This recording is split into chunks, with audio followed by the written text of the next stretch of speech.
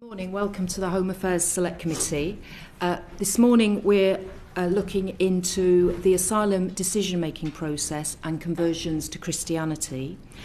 The aims for this session are to look at the extent conversion to Christianity is grounds for granting asylum or granting an appeal in the United Kingdom, and how statutory guidance is used in this process, how the genuineness of conversion to Christianity is assessed within the asylum decision-making system, how lawyers can challenge a Home Office refusal to grant leave to remain in the United Kingdom within the context of conversion to Christianity, and how church leaders and clergy assess and support asylum seekers who wish to convert to Christianity, including the policies and guidance they have in place with regard to conversion. So we have three panels this morning.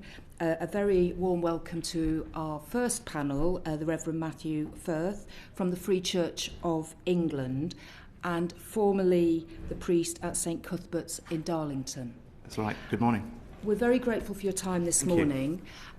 We noted the comments that you've made about conversion to Christianity for asylum seekers. We've read the interview you gave to the Telegraph. Just to start us off, could you just explain, you were a clergy within the Church of England, but you've left the Church of England now. That's right, yes. Right, and you were the clergy at St Cuthbert's between 2018 and 2020. That's right.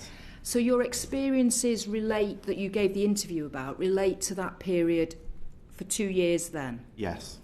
Okay, they're not in relation to your work now? No, and so I'm just giving oral evidence in relation to that sort of personal experience from that context, and also wider knowledge and insight as well. Right. Do you want to just set out for us then, when you were at St Cuthbert's for 2 years, the support that your church was offering to asylum seekers? If you could just set out for us what the church was doing.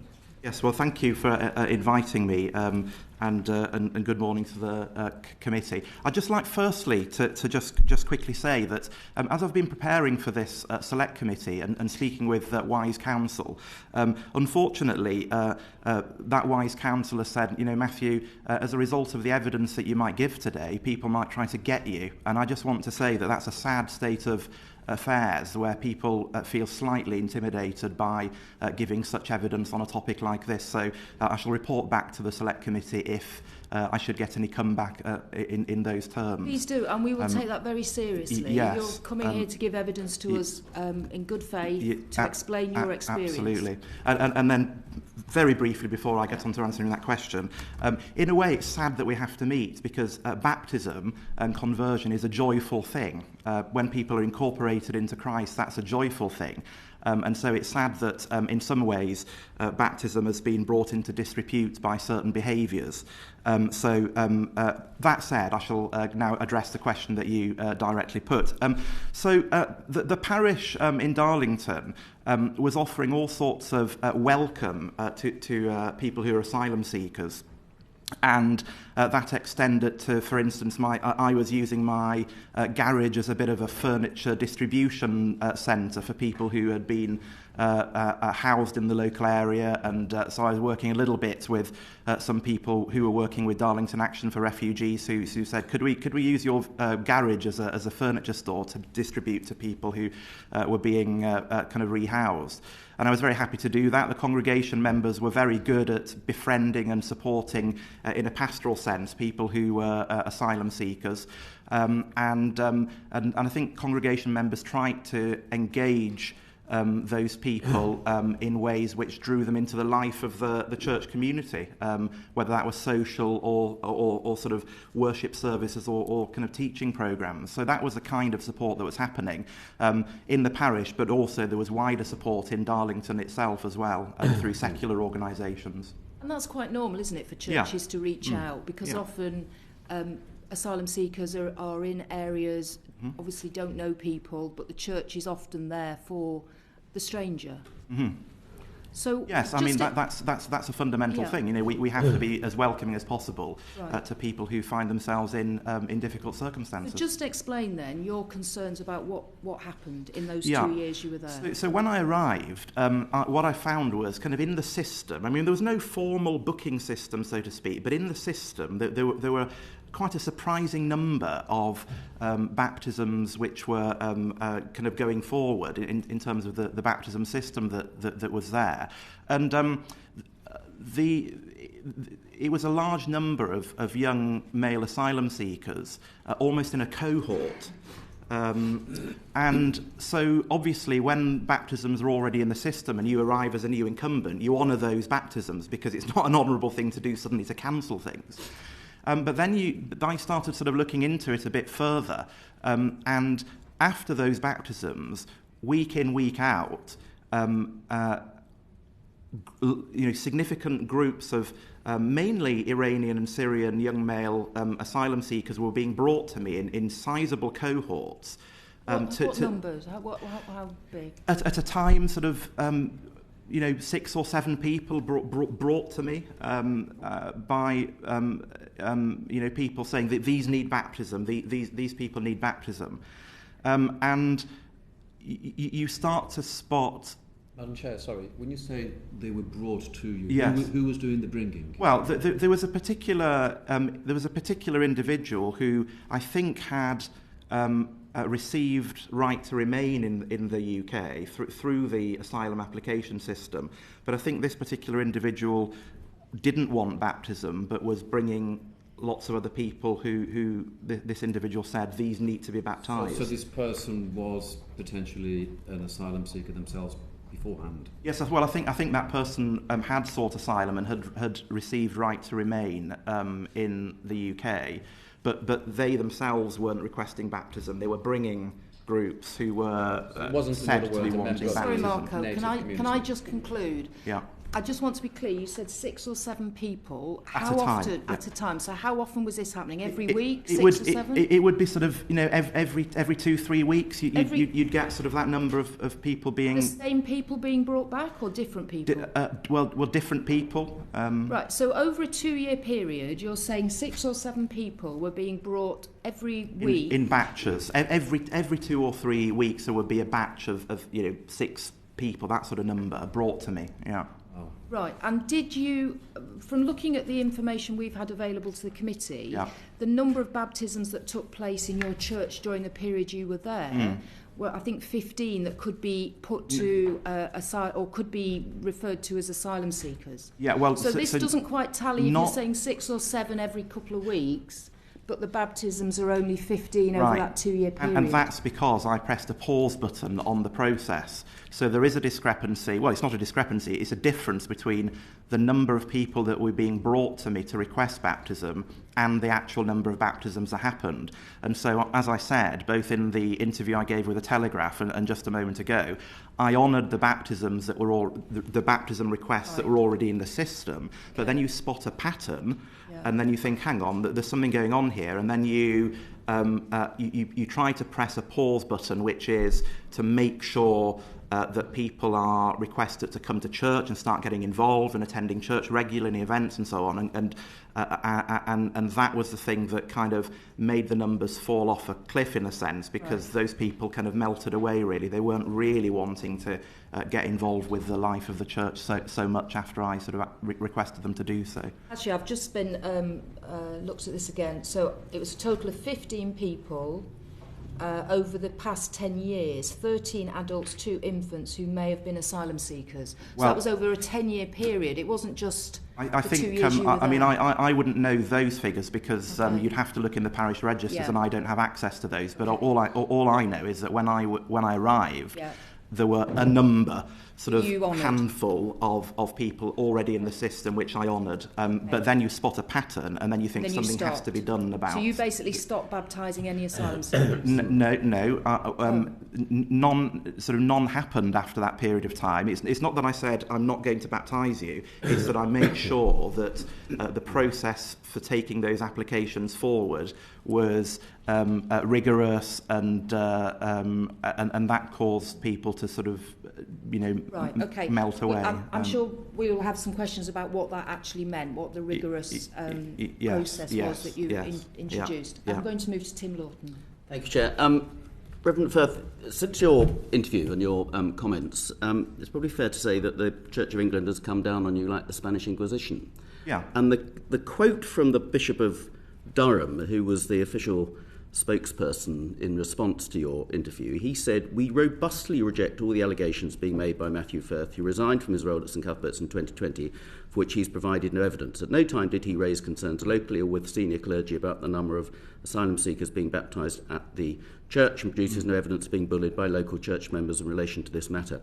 Why have they come down on you in such quite a heavy way, do you think? It's interesting, isn't it? I mean, no allegations have been made by myself about either the bishop, the diocese, the church or anything. I was simply describing what I saw. If the eyewitness testimony of a priest isn't evidence, then in a sense I don't know what sort of evidence they're wanting. It is quite interesting that rather than just calmly and sort of and in a business-like way dealing with the eyewitness testimony that I put forward and the experience that I recounted, instead of doing that, there were a number of sort of veiled attacks in the press, writing it off as nonsense. In a letter to the Telegraph, I think the former Bishop of Durham said that Mr. Firth has presented an imaginative range of allegations. Well, they're not imaginary. You know, it's what I saw and I had to deal with at the time. I think one of the reflexes of any large organisation can be when something is raised like this to kind of go on a bit of an attempt to sort of deny things and sort of have a go at the so-called whistleblower. And I think that certainly that the Church of England and other organisations have been through a journey where they've learned to sort of assess things in a more kind of level-headed sort of way. For instance, like safeguarding, for instance, 20, 30 years ago, there was almost a reflex to sort of, no, it's not happening, and maybe have a go at the whistleblowers. Now, most large institutions have learned not to do that and to deal with things in a business-like way. So it's unfortunate that in this case, it's almost been a relapse back into that reflex action to have a go at me in the press, and on social media. So. Is it a fair criticism to say that if you were genuinely concerned about a genuine problem at the time, if you've told us you asked, to the extent that you pressed the pause button, why wouldn't you have reported it up the management chain? There are two reasons. Number one, I dealt with the situation. I personally dealt with it. Number two, I had experience in that particular diocese of reporting quite serious things that were going on in various ways, various spheres. Well, to do with bullying and my experience was that those disclosures were just sort of ignored and sort of poo-pooed, really. And so there wasn't much confidence that I could have shared something like that and been taken very seriously. And I think, in a sense, we've seen over the past few weeks that when I have raised this matter sort of more publicly, the response that we got from the Church of England was, again, it was just denying, rubbishing, having a go at the whistleblower. And so that was the culture that I experienced. But I think the main thing was that I observed a situation when I came in as incumbent, and I dealt with it. And I think I was aware that there was enough awareness among senior staff of the kind of dynamics that were going on in parishes, such that if I'd have reported on that particular local situation, it wouldn't have been news.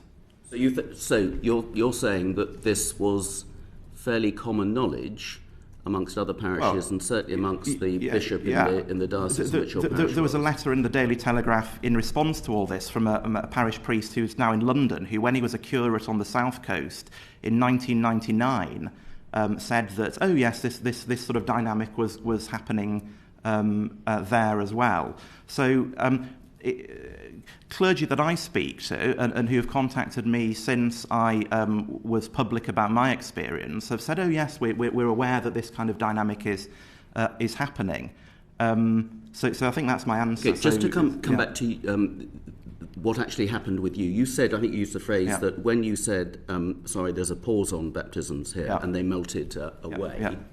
Where did they go? And presumably these were people, somebody suggested a sort of fixer, for want of a better word, was bringing cohorts of people to you saying they need baptism, who you'd not seen before, had not been regular attendees at the church before, and then when you said no, effectively never saw again. And what happened to them? So I didn't quite say no. So I just made sure that rather than it being a sort of a quick process, that those people realised that they had to get involved in the life of the church, come to our events, come to our social events, help out in different ways, and when that sort of understanding was put forward in terms of being involved in the life of the church, people would, fairly quickly sort of stop coming to that morning service, and I don't really know where they went or what happened after that, because they weren't coming along to church after that.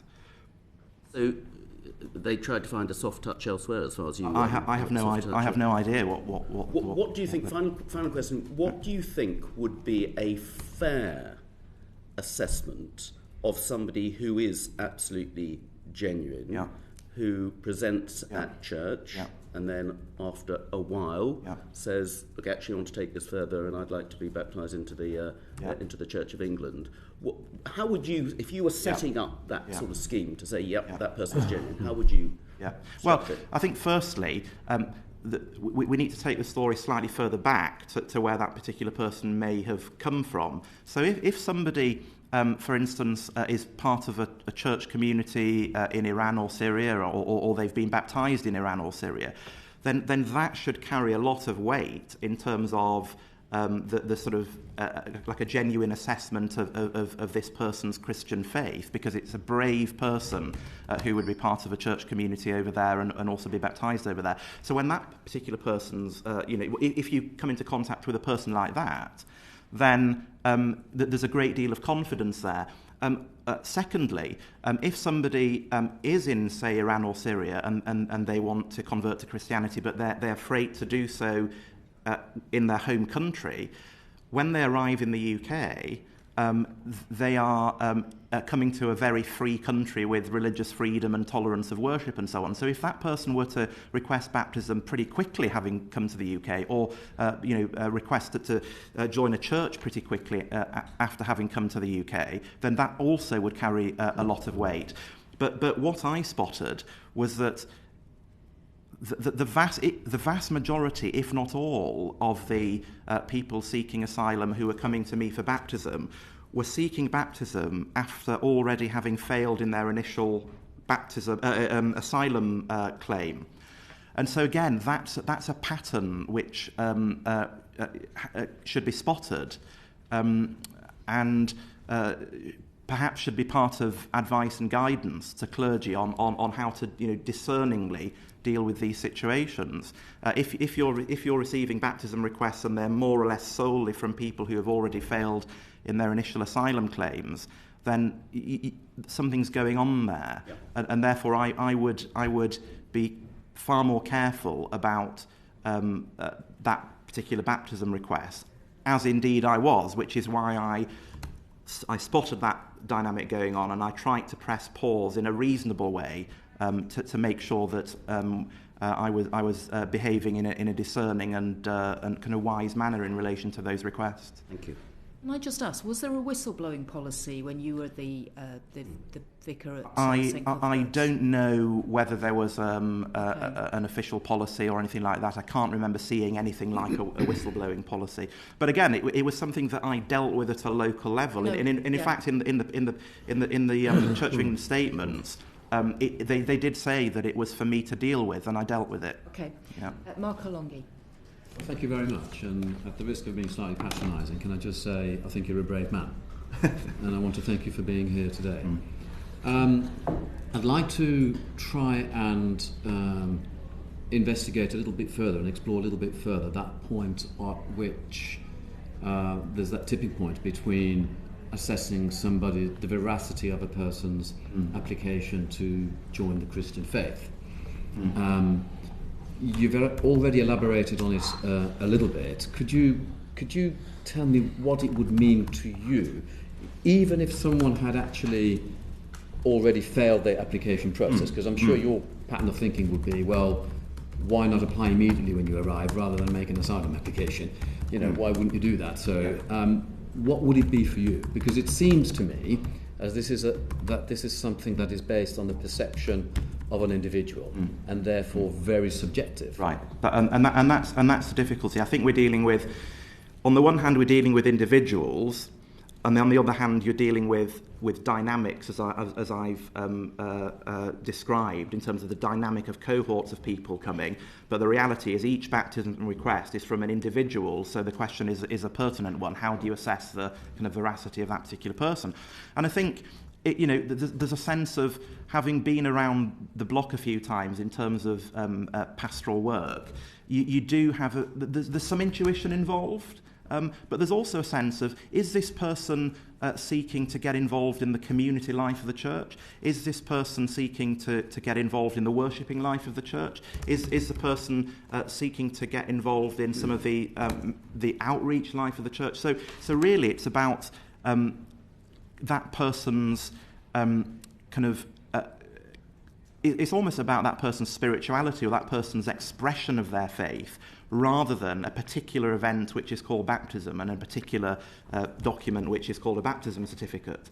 So I think in all of this, we should be looking more about or looking more at a person's kind of a rounded picture of a person's kind of Christian expression or Christian exploration or Christian discipleship, rather than focusing on applications, baptism certificates. Because those things can just happen, they're events, whereas a rounded Christian experience and Christian life is more of an organic picture. And so that's the kind of discerning assessment I would try to look at in terms of individuals that were coming to me. Of the population that you served in Darlington, did you already, because I don't know Darlington, does it already have a Muslim population? There's not a very significant Muslim population, apart from when you start looking at the figures of asylum seekers who are placed in Darlington while their claims are being processed. I'm not exactly au fait with precisely how that system works, but I believe that when people apply for asylum, they can be placed in certain areas, and I think Darlington seemed to be one of those places where there was a significant proportion of asylum seekers. So therefore, you would start to get more of a population of people who are Muslims. Let me ask the question perhaps in a slightly different way then. Mm-hmm.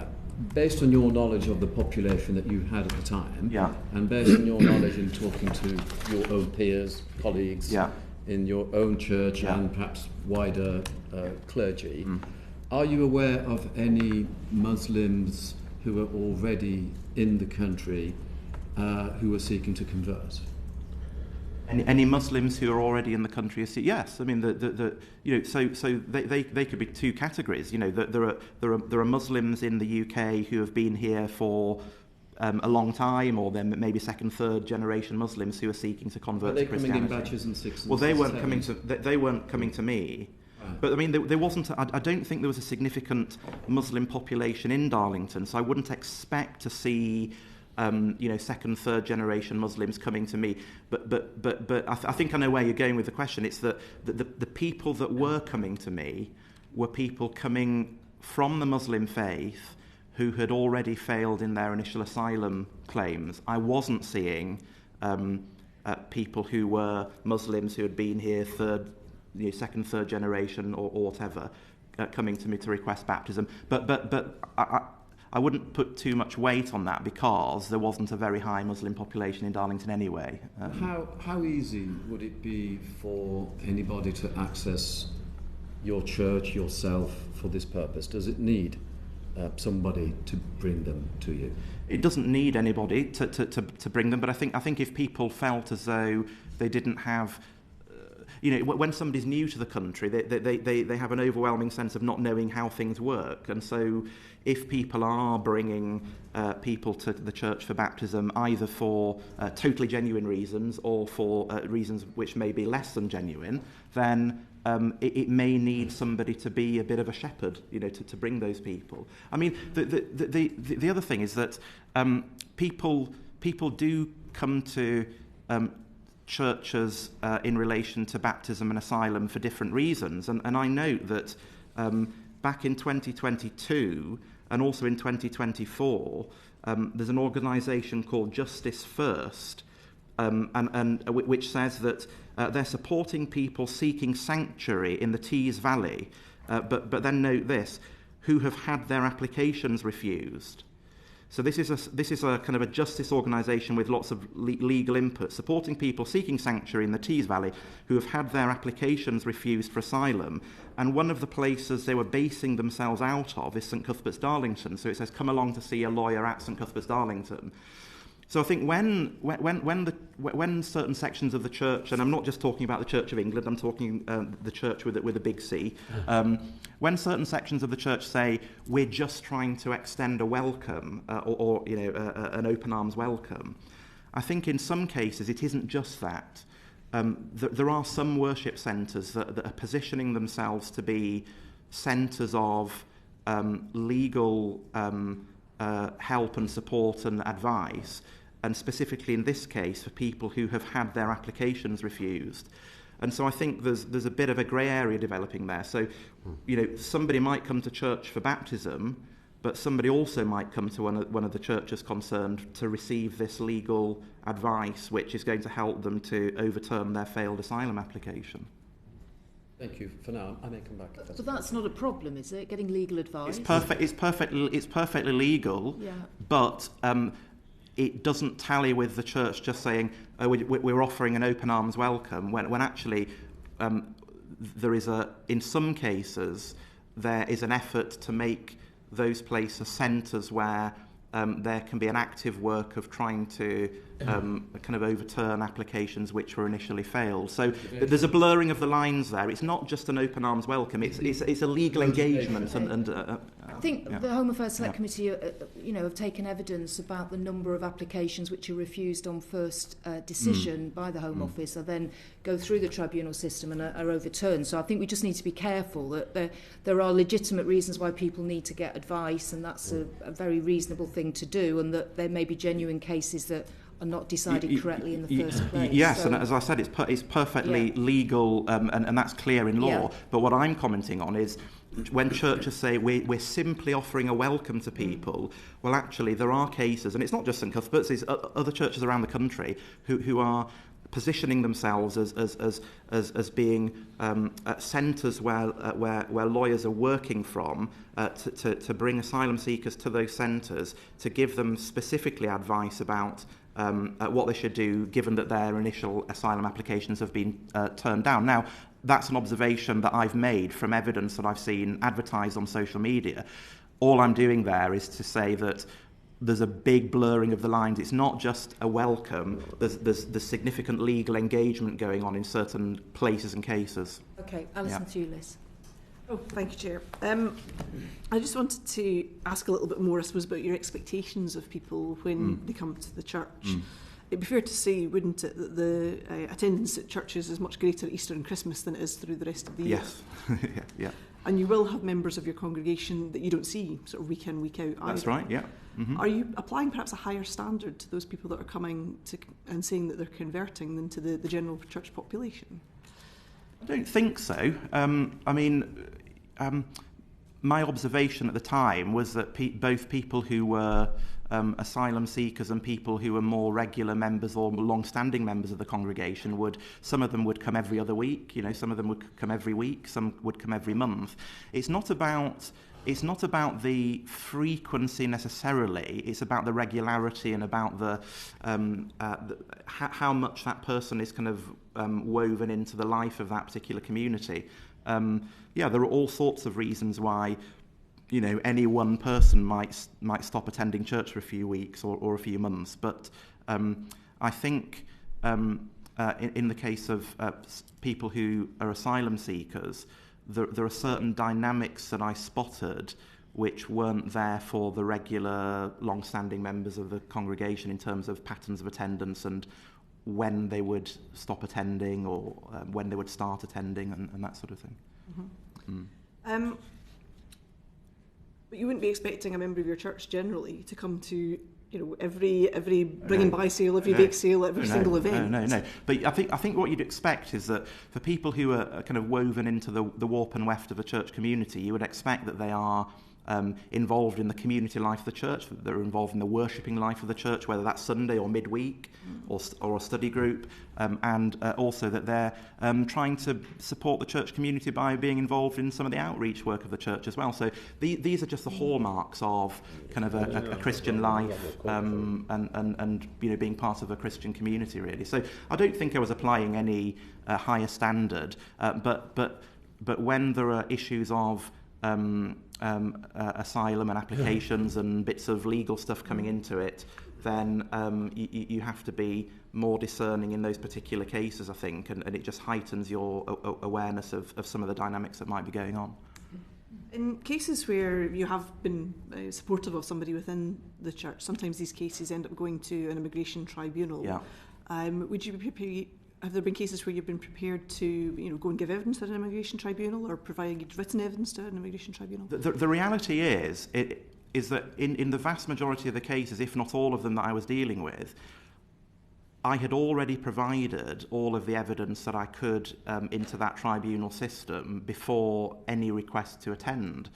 I can only remember being requested to attend on, I think it's 1 or 2 occasions, but I'd already supplied all the evidence I could in written form, which is particular person attends the 10:30 service regularly on a Sunday, and that was it. The vast majority of the people I was dealing with, their involvement in the life of the Christian community didn't extend much further than that, and so I already provided that evidence to the tribunal system. In fact, it was to the Home Office assessment system. But I would get requests from the asylum seekers' lawyers to say more, and I couldn't say more because there was rarely more to say. And on a number of occasions, they kind of didn't take no for an answer, really, and they were sort of saying, "Oh, could you say that person X does this or that?" And I'm thinking, well, that's extraordinary. That a solicitor would be sort of asking me to say things which I, in a context where I'd already said I've provided all of the evidence I could. Okay, because lawyers are obviously trying to build the best case for their client. They are, but I would slightly call into question some of that practice where your feed. I've had communications from lawyers where they say, "Could you say that my client is involved in evangelism?" Well, I couldn't really, because I didn't have that evidence, and I'd already said that I didn't have more evidence than the fact that the particular person attends church at 10:30 on a Sunday morning regularly. And I think you said that whether it's the Home Office's decision in the end, whether somebody's there, or whether the church should be almost gatekeeper of that process, where do you think that balance lies? I think that any responsible civic body has some responsibility in terms of its own processes, but as they relate to the processes of, law and nation and Home Office and so on. I don't think we can just say asylum is the Home Office's business and the church is just working in a silo over here.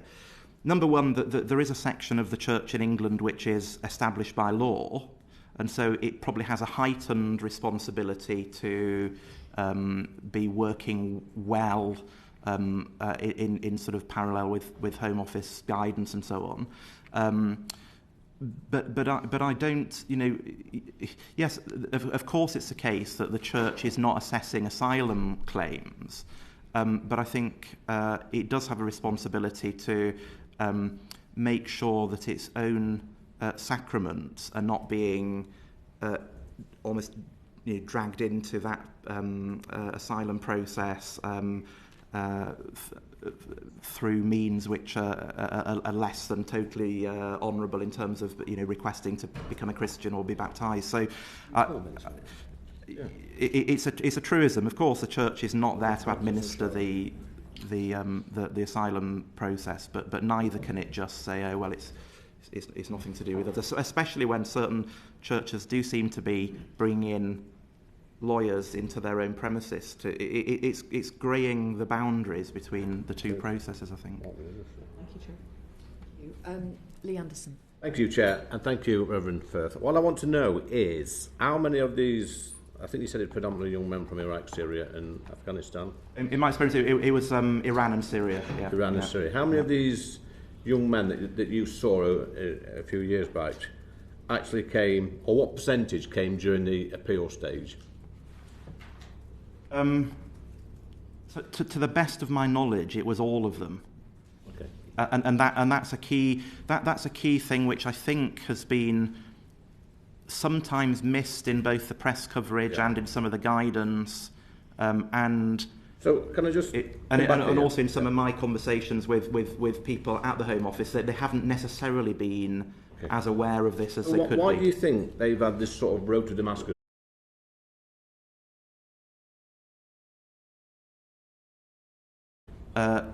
I think that some of them are in very difficult situations, and I think they are seeing baptism as a ticket to something, whether that's true or not. Okay. You know, and it's a matter for the researchers to look into how many cases where baptism is used as evidence actually turn out to be granted. Let's go one step further, Reverend. Yeah. So there's none comes before.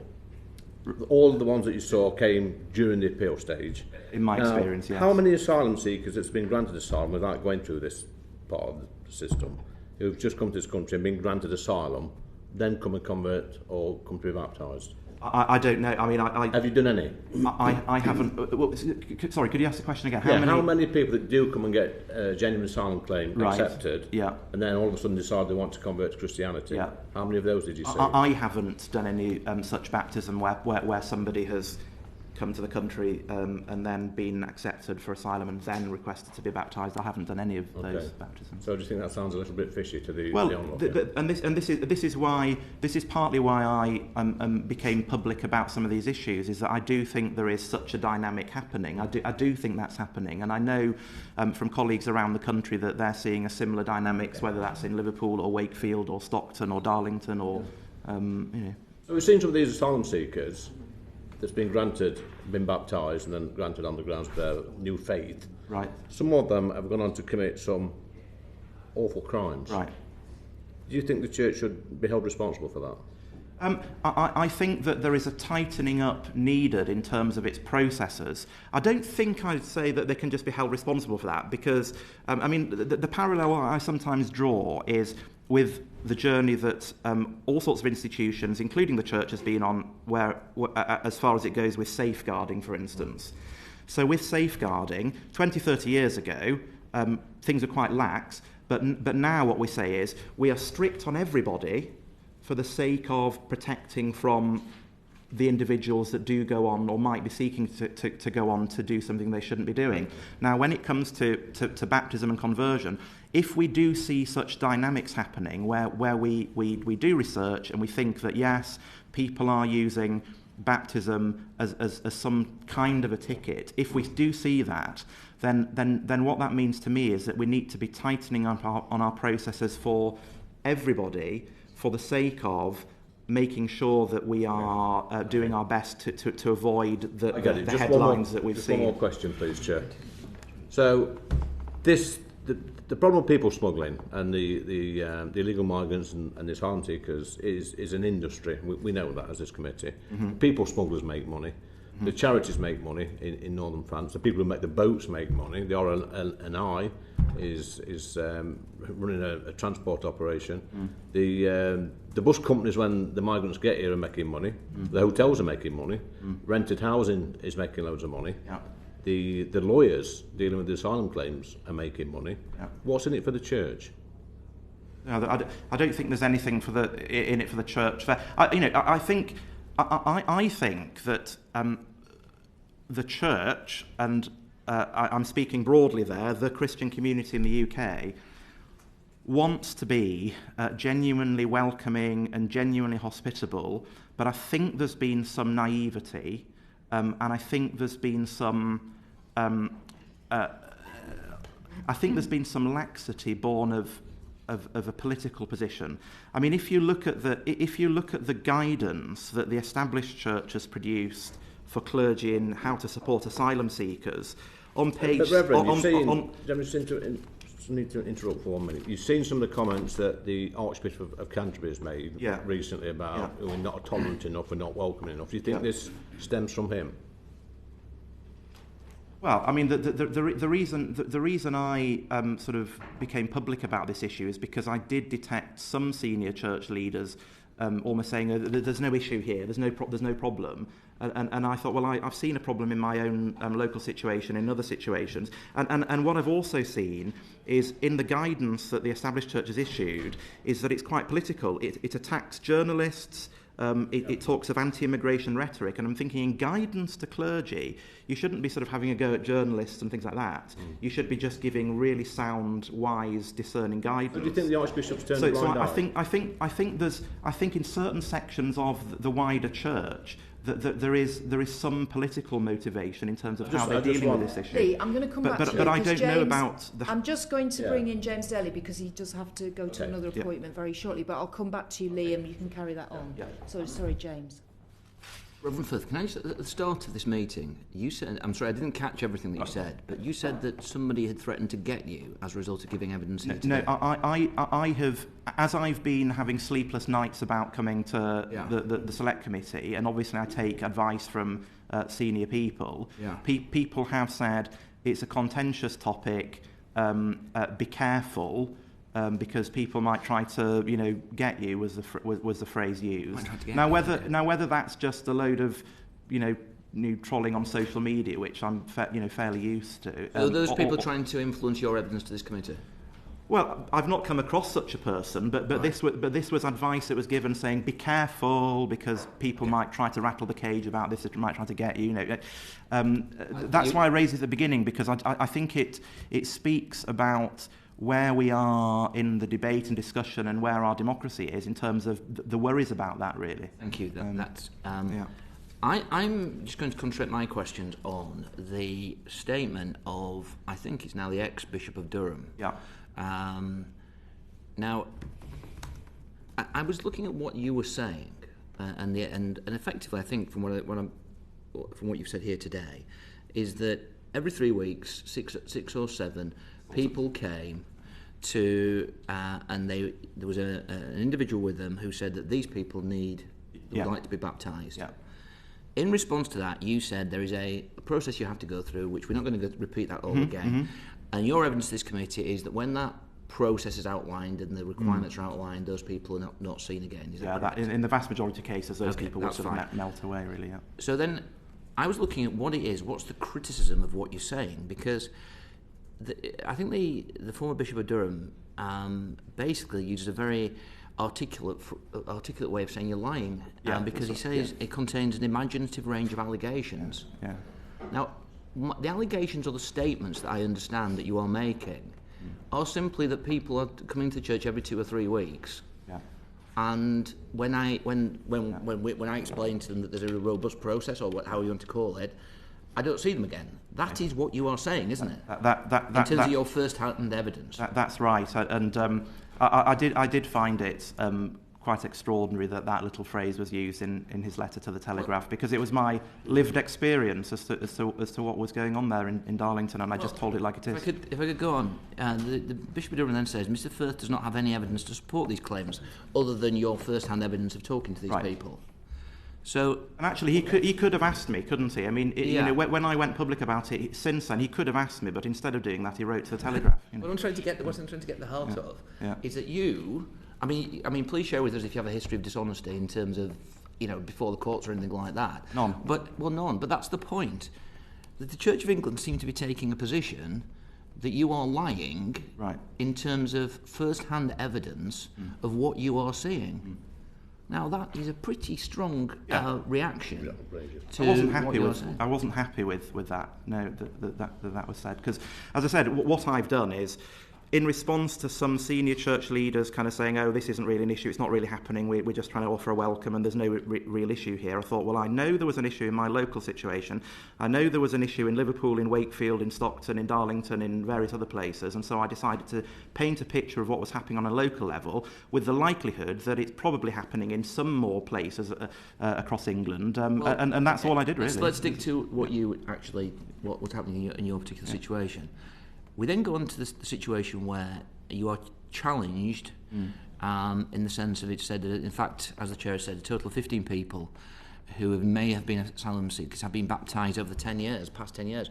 Well, that's as maybe, but that's nothing really to do with the nature of what you are saying. That is a fact in respect of what's happening. Effectively, your evidence, for right or for wrong, is that the number of people have come, you explain the situation to them, and you don't see them again. That really is it in a nutshell, isn't it? I saw a surprising number of baptisms in the system from asylum seekers when I arrived. I honoured them. Then I experienced cohorts being brought to me, as I've said, and I tried to press a pause button because there was a dynamic that was clearly not right. The point is that that's all one is not linked linked with the other in respect to this.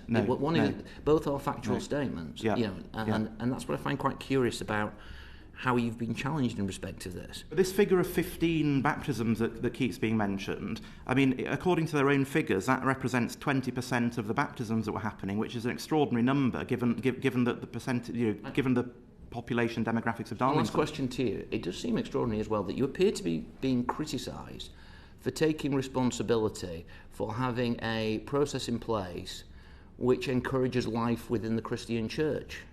That's what you are being accused of. So if somebody comes to you and you are told, or they say to you, can we have a baptism, and you say, well, that's not how this works, you have to get involved in the church life as you've described, that appears to be the criticism of the position that the church are taking in respect of you. Would you agree on that? To be honest, when I read the statement that was put out in the letter to the Telegraph, I couldn't really work out what I was being criticised for. It seemed to be just a bit of a flailing around, and as I said, the institutions have been through this before, where you go from somebody raises something, and then you try to deny something, and then you have a go at the whistleblower, so to speak, and then a few days later they say, well, maybe there is a problem here, and then it goes to we're having a full-scale review. So I think they're probably on that journey, but I don't really know what they were attacking You're not me for. saying, and you haven't said in any of your evidence to this committee, you weren't saying to any of these asylum seekers, I'm not going to baptise you. No, absolutely not. You were saying to them, become involved in the life of the church, and that's the road towards baptism. Yeah. So there was never any denial of baptism to anybody. It was the response from the diocese in question was I just found it extraordinary, and I couldn't quite figure out what they were getting at, because all I did was explain and sketch out the experience in that particular location, yes. Okay. Thank you. Lee, did you want to come back? Sorry. Just briefly, just to say, Reverend Firth, I think you're incredibly brave coming to this committee. Much braver than the Archbishop of Canterbury, by the way, who's not come today. So I'll just go back to my last point, just my final question. Do you think the Archbishop, if you're brave enough to say it, has turned a blind eye to this?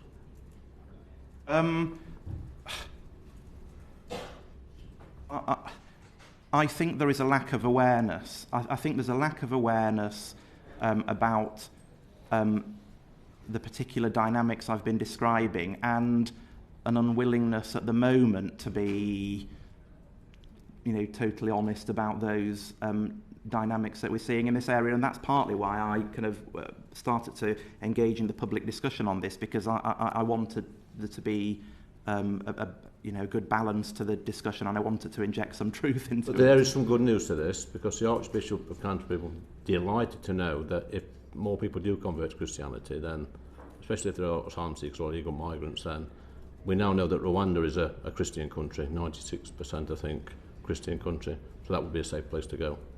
Well, I mean, I was a parish priest in Darlington, so I wouldn't know too much about Rwanda. That's me done. Thank you. Okay, thank you. Marco, you had a brief question. Thank you. Yes, brief. You referred to political motivations earlier when you referenced the document from the Church of England.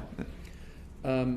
Would that be, therefore, consistent, in your opinion, with the way Church of England bishops have voted in the House of Lords on every single piece of legislation with reference to dealing with the problem of asylum seekers. Well, I mean, I've certainly spotted that pattern, but I think some Church of England bishops have said whichever government was in power at the time, they would give them an equal run for the money. So, I mean, I can't second guess how particular bishops are voting, or how the House of Bishops are kind of voting together in the House of Lords. I can't really assess that, but I too have sort of... Well, it's a matter of fact. I too have noticed that the votes have been going in that direction, absolutely. And the guidance, as I said, you know, when you're producing guidance, it should be very dispassionate, clear, kind of level-headed and discerning and wise and so on, and just give the bare bones of the fact how to deal with situations. Well, we're going to put that guidance to the... in your opinion? Sorry.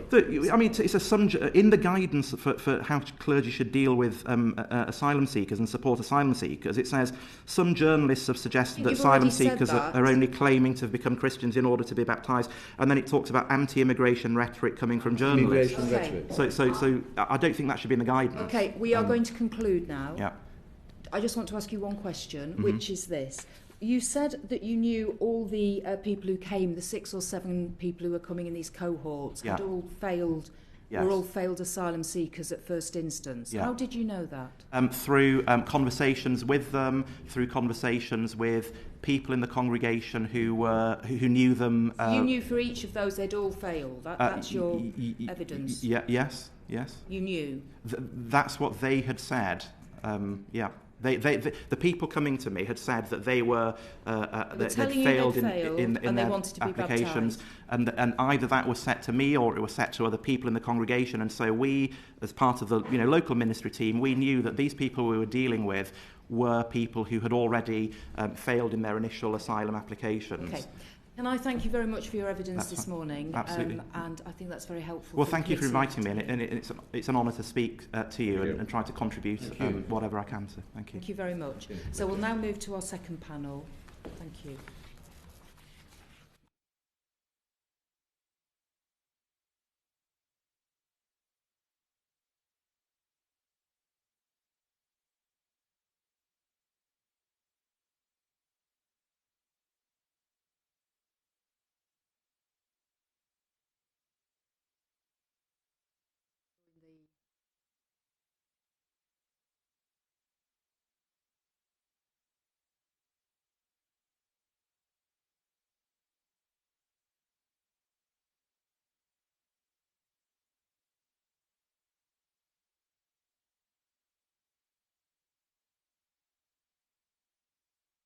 Thank you very much for coming along this morning.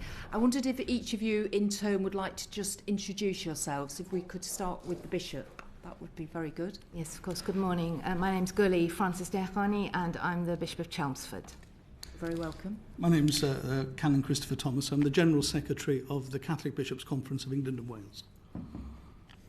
I'm Reverend Steve Tinning. I'm the Public Issues Enabler for the Baptist Union of Great Britain. Thank you. And we're very pleased that we've got the variety of churches in front of us this morning. I wondered actually, Bishop, whether you could perhaps start us off with your reflections on what we've just been hearing about what was happening in Darlington between 2018 and 2020. If there's anything you'd like to say in response to the evidence that we've just heard. Thank you very much. So I don't know Mr. Firth personally, so I don't absolutely want to get involved in a kind of tit-for-tat and accusations. I've also seen the response of the Diocese of Durham, which has been robust.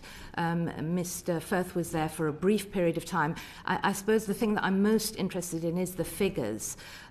Because the figures suggest that the 15 people who may have been asylum seekers is over a 10-year period. 5 or 6 of those years are before Mr. Firth arrived.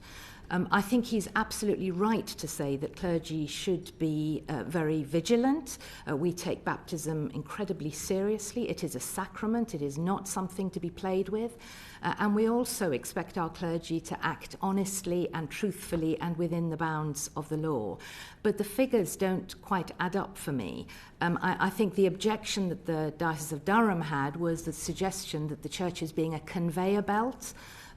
for asylum-seeking cases. And the figures over a kind of 10-year period, best part of a 10-year period, just don't demonstrate that from that parish, nor indeed more widely. Where numbers of asylum seekers have gone up, this is generally across the board, numbers of baptisms, certainly in the Church of England, haven't gone up in correlation. So, in all honesty, if there's evidence there, we'd really like to see it, because genuinely we want to be helpful in this conversation and in the way ahead. But at the minute, we haven't seen evidence that's compelling. We did hear comment about Liverpool and Wakefield and other parts of England. Have you got any sense at all whether what was described to us is actually happening around England? Is that something that because you look particularly at this area, don't you, around asylum seekers? Well, I'm one of those who's interested in this area. It's certainly true that there are some churches that are experiencing a larger number of asylum seekers than others, and places like Liverpool and other places that are mentioned, that is the case. I believe that's largely because that's where asylum seekers are themselves placed. So obviously where we see hotels or kind of high-density population of asylum seekers, it's likely to be the churches in those areas that will see asylum seekers coming to them. You know, our churches respond to local need however it presents itself.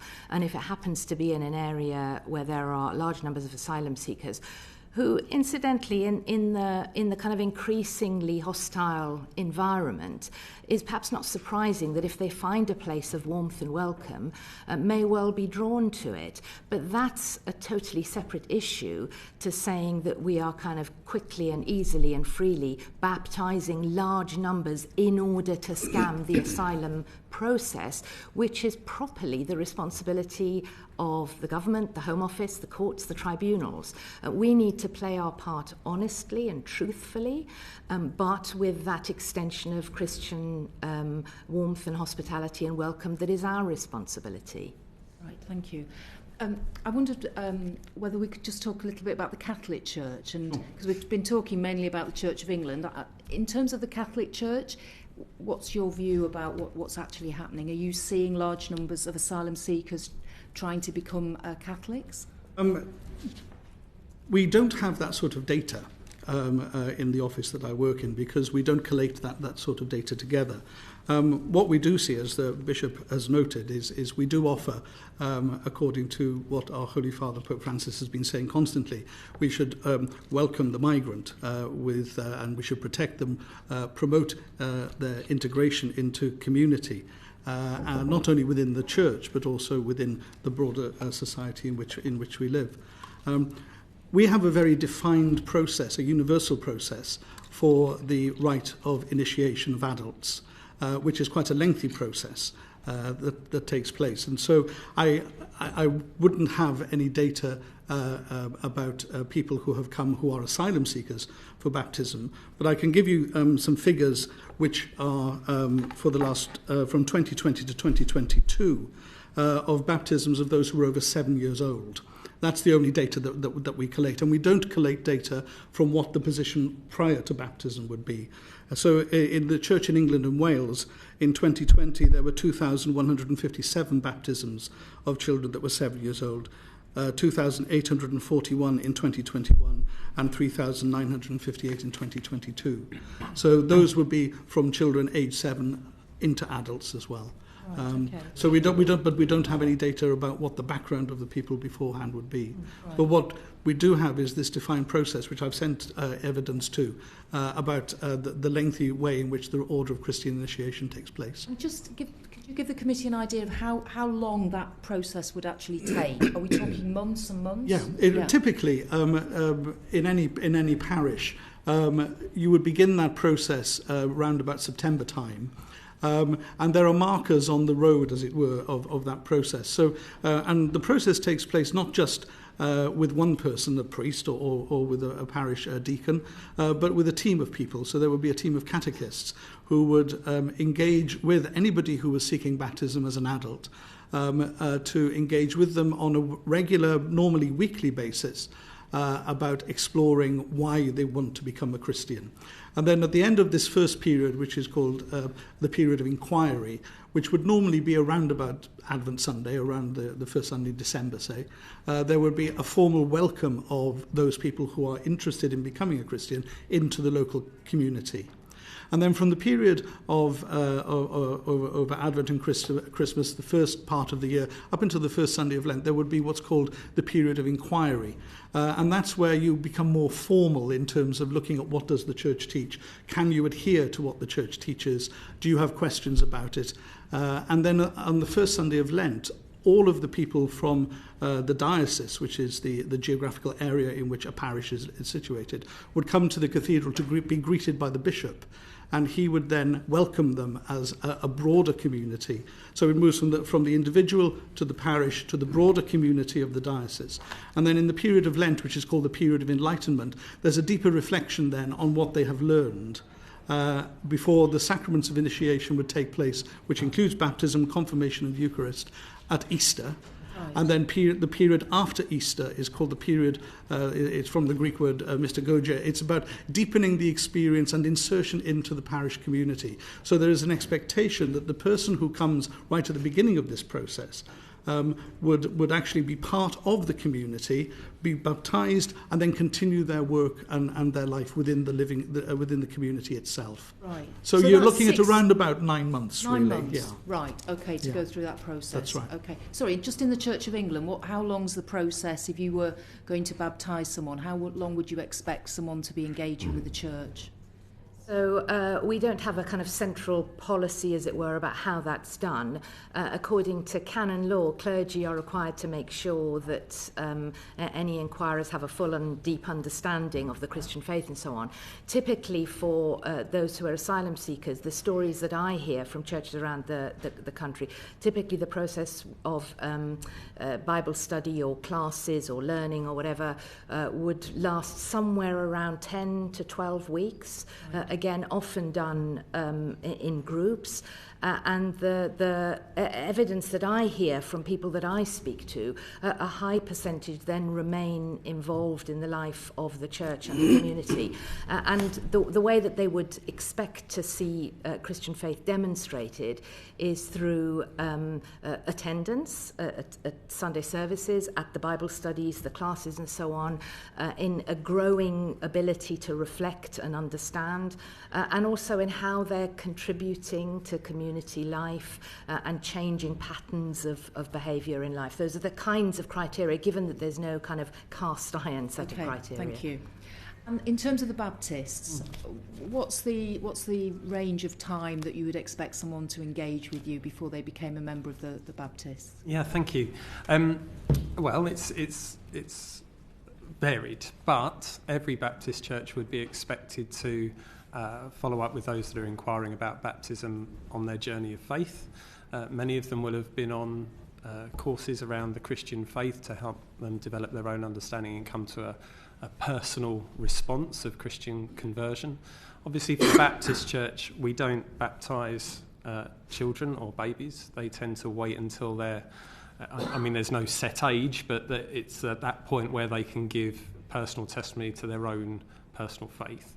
So, and that's quite a central part of, the clue's in the name. This is what we're about, being Baptist. So at that point where a person has come to personal conviction of faith and would like to express that publicly through baptism, it is more common than not that they will embark upon a course of around 6 weeks to look at what baptism is, their personal journey of faith, why they've come to that decision, the practicalities of what baptism, of how the day progresses.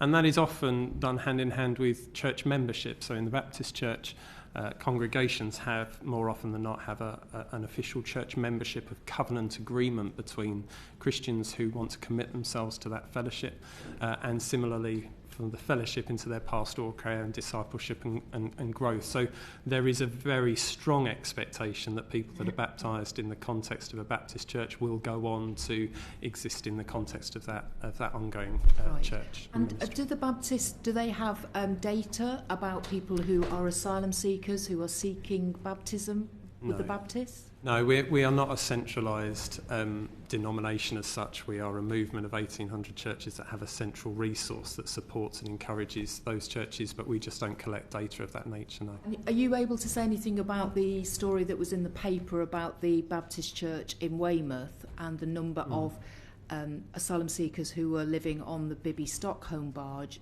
being baptised? Are you able to say anything about that? Yeah, of course, yeah. My understanding is that around 40 asylum seekers on the Bibby Stockholm are currently attending churches in the local area. Around 25 to 30 of them are attending the Baptist church in Weymouth. 7 of them have been baptised since October, where they have been attending that church. They have gone through that process, as I said, of understanding their faith. They've been meeting with a Farsi-speaking Christian who's associated with the church alongside a Baptist minister that's in membership of that church as well. So they've gone through all of that in their own language and translated for the English speakers to understand that discernment process themselves. When they were baptised, they gave full testimony of their Christian conversion, all of which occurred in their country of origin, not as a result of Christian conversion since they've arrived in the Bibby Stockholm. Some of them have come, some of the other 40 have come from other places around the country, who I understand some of them have been baptised in those contexts. But the first 4 that came to Weymouth Baptist Church came out of the blue one Sunday morning. They just attended because there's an organisation called Welcome Churches that exists to help asylum seekers transition when they're moved on. So if they're part of a church that is expressing an explicit welcome towards asylum seekers and refugees, and they are moved on and they are registered with Welcome Churches, then the similar churches in that area will be alerted, given permission, so that they can extend and continue that discipleship process. So I think that's how that started initially, and then a number more came, and now they're vibrant members of the community of that church. Thank you very much. Tim Lawton. Thank you, Chair. Can I first welcome all the work that the various churches have done in giving support to various asylum seekers and refugees in this country. What we're looking at today, though, is those effectively who may have abused that hospitality, who used a conversion of faith as a means of boosting their asylum application. Canon, can I just query your figures? You just gave us the figures in the Catholic Church for baptisms for over 7s for between 20 and 2022, which showed a big increase. But that was, of course, during COVID, wasn't it? That's right, yes. Have you got similar figures for pre-COVID? Oh, we do, but I don't have them with me, I'm afraid. I can send them to the committee afterwards if need be. Would those figures, off the top of your head, show an increase or a decrease, do you think? They would be round about the same, I would suspect. I would have to look at them, but around about the same number as for 2022. I think there would have been a dip during the time of the pandemic, especially because churches were closed at that time. Sure, no, and that's my point. That's why, I quoted figures before for Church of England baptisms in the 10 years up to COVID, which I think is a legitimate period to take, which show a very substantial decrease of more than a third. It was 140,000, dropping to 87,000 in the year before COVID. Do you think that pattern will be similar for your church? It could be. I would say there would be a decrease, but one of the things about the Catholic Church, which is significant, I think, is that over the period of the last 20 years, what we've seen is a significant number of migrants coming in, particularly from the Philippines, from South India, in the Caroline community, who are Catholics, who would actually be part of the communities, and they would come and seek our communities. And when they had children, they would have those children baptised. But I could certainly send the figures to the committee afterwards. Can I just check, both with the Catholic Church and with the various Baptist and Free Churches you represent, Reverend Tinning, there is no central guidance to clergy about baptisms for asylum seekers? No, there isn't. Not specifically for asylum seekers. I mean, we have a collection of various guidance for baptism, and we have guidance for ministers that are called to give evidence at tribunals in the cases of asylum seekers as well. But no, if you're asking if I've got a special pamphlet just for asylum seekers, no, I haven't. Right. Okay. So, Bishop, the Church of England does have guidance, which you've now just decided urgently to review. Why? I think it's always advisable to review guidance periodically. It was produced initially, as I understand it, in 2017, around the time that the community sponsorship programme was launched jointly by the then Home Secretary and the Archbishop of Canterbury at Lambeth Palace, and the guidance was produced around about that sort of time. A great deal has changed between then and now. Including some legislation and policy, so it's appropriate that we look again. I do wonder whether it's not so much that the guidance isn't now helpful, but actually the context has changed with the hostile environment. Maybe the guideline now looks softer than it actually is because of the changing context around us. Having said that, I think it's quite appropriate that we look at it, and I've said publicly actually that we ought to review these guidelines from time to time. My sense is that we may be able to tighten up some of the language to clarify things a little bit more. I don't think the underlying essence of it will change, which is that our role is to offer a warm and a loving welcome, to provide support and pastoral care where we can, but to be wise as serpents, certainly when it comes to baptism, and to always act honestly and within the bounds of the law. But you don't think the guidance will fundamentally change? There'll be some nuances and some contextual changes, but the underlying guidance is sound as far as you're concerned? It is guidance. I mean, I think we need to remember that it's not policy, it's guidance. I think the underlying message will remain the same, but I hesitate to say too much because it is currently under review, and we'll see what is produced, and what is produced will, I know, take into account consultation, both with clergy who have a lot of experience in this area, but also with other stakeholders, charities and so on, and other stakeholders. So we do want to take into account the reality of the situation and the experience of people on the ground. So where in the guidance does it guide clergy that they should be convinced as to the sincerity of somebody coming forward to be baptised into the Church of England, that should be a consideration before taking forward that process? Okay, so I haven't got the detail in front of me, but my understanding is, my memory is that clergy are in this guidance and more generally under an understanding, according to canon law, that anybody who seeks baptism must understand the importance of what they're doing. They must understand the tenets of the Christian faith, and they must demonstrate through their lifestyle and through what they're saying and through their commitment to the life of the church, in attendance, the things I've already mentioned, attendance, Bible study, involvement in community, and so on.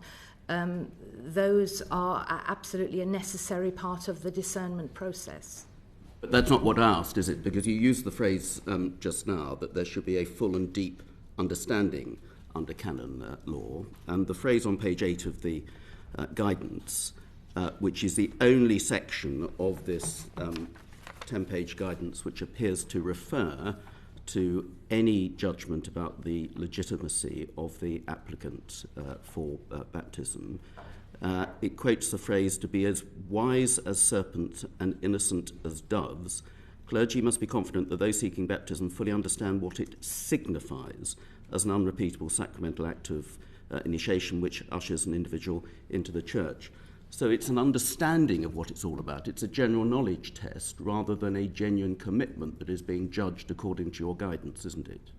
I don't think anybody in the Church of England would say that the baptism is about a general knowledge test. And I think that's part of the challenge, isn't it? How do you assess something that is in somebody's heart? It's very, very difficult to do that. And I think, as I understand it, some of the Home Office approach and tests and so on have been exactly that, trying to see what people's knowledge might be about the Bible or whatever. It's a very, very difficult thing to assess, which is why we use the language of discernment and wisdom needed. And I have spoken to clergy who've said that they have denied baptism to asylum seekers because they have felt that there has been a lack of genuineness. So, as a bishop, I have to trust our clergy in the training that they get and in the experience that they have on the ground, that they get to know people, they develop relationships, and they use their wisdom. But if the language can be tightened up in the guidelines, I'm really comfortable with that. But don't you think it's more than just tightening up the language? I mean, going through this guidance, which was quite an eye-opener to me, it's more of an instruction manual as to how to get somebody through the asylum process. There's lots of practical things for clergy here about their participation in attending court appearances. For example, it gives the advice, judges are likely to react negatively if there's anything that looks like an organised demonstration, so avoid there being too many people present. It says you need to give convincing evidence. It also then asks for, it will be very helpful if we can collect case studies where cases claiming religious conversion have been poorly assessed. The Home Office changed their policy on LGBTI assessments based on The Guardian presenting a list of poorly assessed cases. And then, as we heard from Reverend Firth earlier, it talks about journalists and the anti-immigration rhetoric of a number of media outlets which are used to support broader political narrative about British identity, rights and values, as was particularly evident in the run-up to the EU referendum. Why is that relevant to how clergy should assess whether somebody approaching them for baptism into a new church is what they should be looking for? This is all about process, isn't it? It's an instruction manual, not really guidance. I don't think it's an instruction manual. We don't have a policy on this. It's not an instruction manual. It is designed, I think, when it was created, in order to help clergy understand how best to support somebody in a way that is both helpful to the individual but also appropriate and honest. And I think around this whole area there is an awful lot of rhetoric and negativity of language, which is feeding into the reality of the experience. You know, headlines are driving people's perceptions very often, and I think that's unhelpful, which is why an opportunity to explore these things more deeply is a positive thing. It's not impartial guidance, is it, though, when it starts to talk about Brexit, effectively? I can't comment really on Brexit. I'm afraid I don't. Yeah, I mean, it depends what you mean by impartial. It is designed to support somebody well through the system. It is not designed to ensure that you baptise people and get them through. And again, if I can just come back to the data and the figures, my understanding is that in 2023, the Upper Tribunal cited 0.1% of their cases, so 23% of their cases where religious conversion was cited as a reason, and of those, 13 were set aside. So only 7 people were accepted on the basis of religious conversion. And the Upper Tribunal has also said that clergy coming to support as witnesses should not be considered generally as expert evidence, as it were, and that religious faith and conversion is not a determinative reason for asylum. So, you know, I think we as the Church have also been learning more and more over the years, and our primary task, anybody who comes to us seeking whether it's practical support or whether it's teaching and friendship and support through a process of exploring faith, will receive the same treatment, whether they're asylum seeker or not. And we are, again, stress this, want to act always honestly, above board, and in keeping with what is legal. But so, Bishop, are you saying in that you don't seem to think that there's a particular problem with this this guidance? It's largely updating the context that this revisit is about, rather than actually essentially making this into greater guidance for clergy to ascertain whether somebody is genuine about their reasons for converting and not the convenience that it aids their asylum case. You don't think there will be a fundamental change in this guidance when it's presumably has to be passed by the Synod, does it? Archbishop's Council. So it's Archbishop who are one of the NCIs. They have taken responsibility for this document. It was one of their staff who produced it, and it'll be they who will renew it. I think what I'm trying to get across is that the essence of the fact that the Church is there to support individuals and enable them to explore faith, to teach them, to bring them to baptism if that is their intention, and they demonstrate the commitment and clergy discern that that is the right thing. Essentially, that is our role, and it is the role of the Home Office and the courts and tribunals to assess the veracity of the asylum claim. If we can help with that in any way, we're absolutely happy to do that, in the understanding of conversion and all those things. But in terms of tightening up on the criteria for how you assess whether somebody is genuine or not, I come back to the point that I don't believe there will ever be a set of cast iron criteria, because you are looking into people's hearts. But our evidence, the evidence that I witness when I visit churches and so on, is of where there are asylum seekers, often thriving communities, mixed communities of asylum seekers, refugees, locally born British people, all contributing to life in the community, and who have retained an interest and indeed are contributing. I don't think anybody's denying that, Canon. We're just concerned about those people, whatever the number, who appear to match the description that Reverend Firth has given in his limited experience. Do you regard Reverend Firth as a whistleblower? I don't know that I can answer that, to be honest with you. I don't know enough about the situation. He was in Durham for a short period of time. He didn't, as I understand it, raise these issues. He was in charge of a parish for at least a couple of years. He didn't raise these issues, as I understand it, while he was there. He raised them through an article or an interview in a newspaper, and the diocese have responded. If you want more detail about that, I'm sure we can find it from the Diocese of Durham, but I'm afraid I can't comment on it. Do you support the response of the now retired Bishop of Durham in his pretty robust calling out of Reverend Firth, effectively accusing him of lying? I have no reason to not take the comment of the Bishop of Durham and the Diocese of Durham seriously. But as I say, I don't know the situation, I don't know the church, so I hesitate to make a value judgment. So you agree with the Bishop of Durham in his inference that Reverend Firth was lying?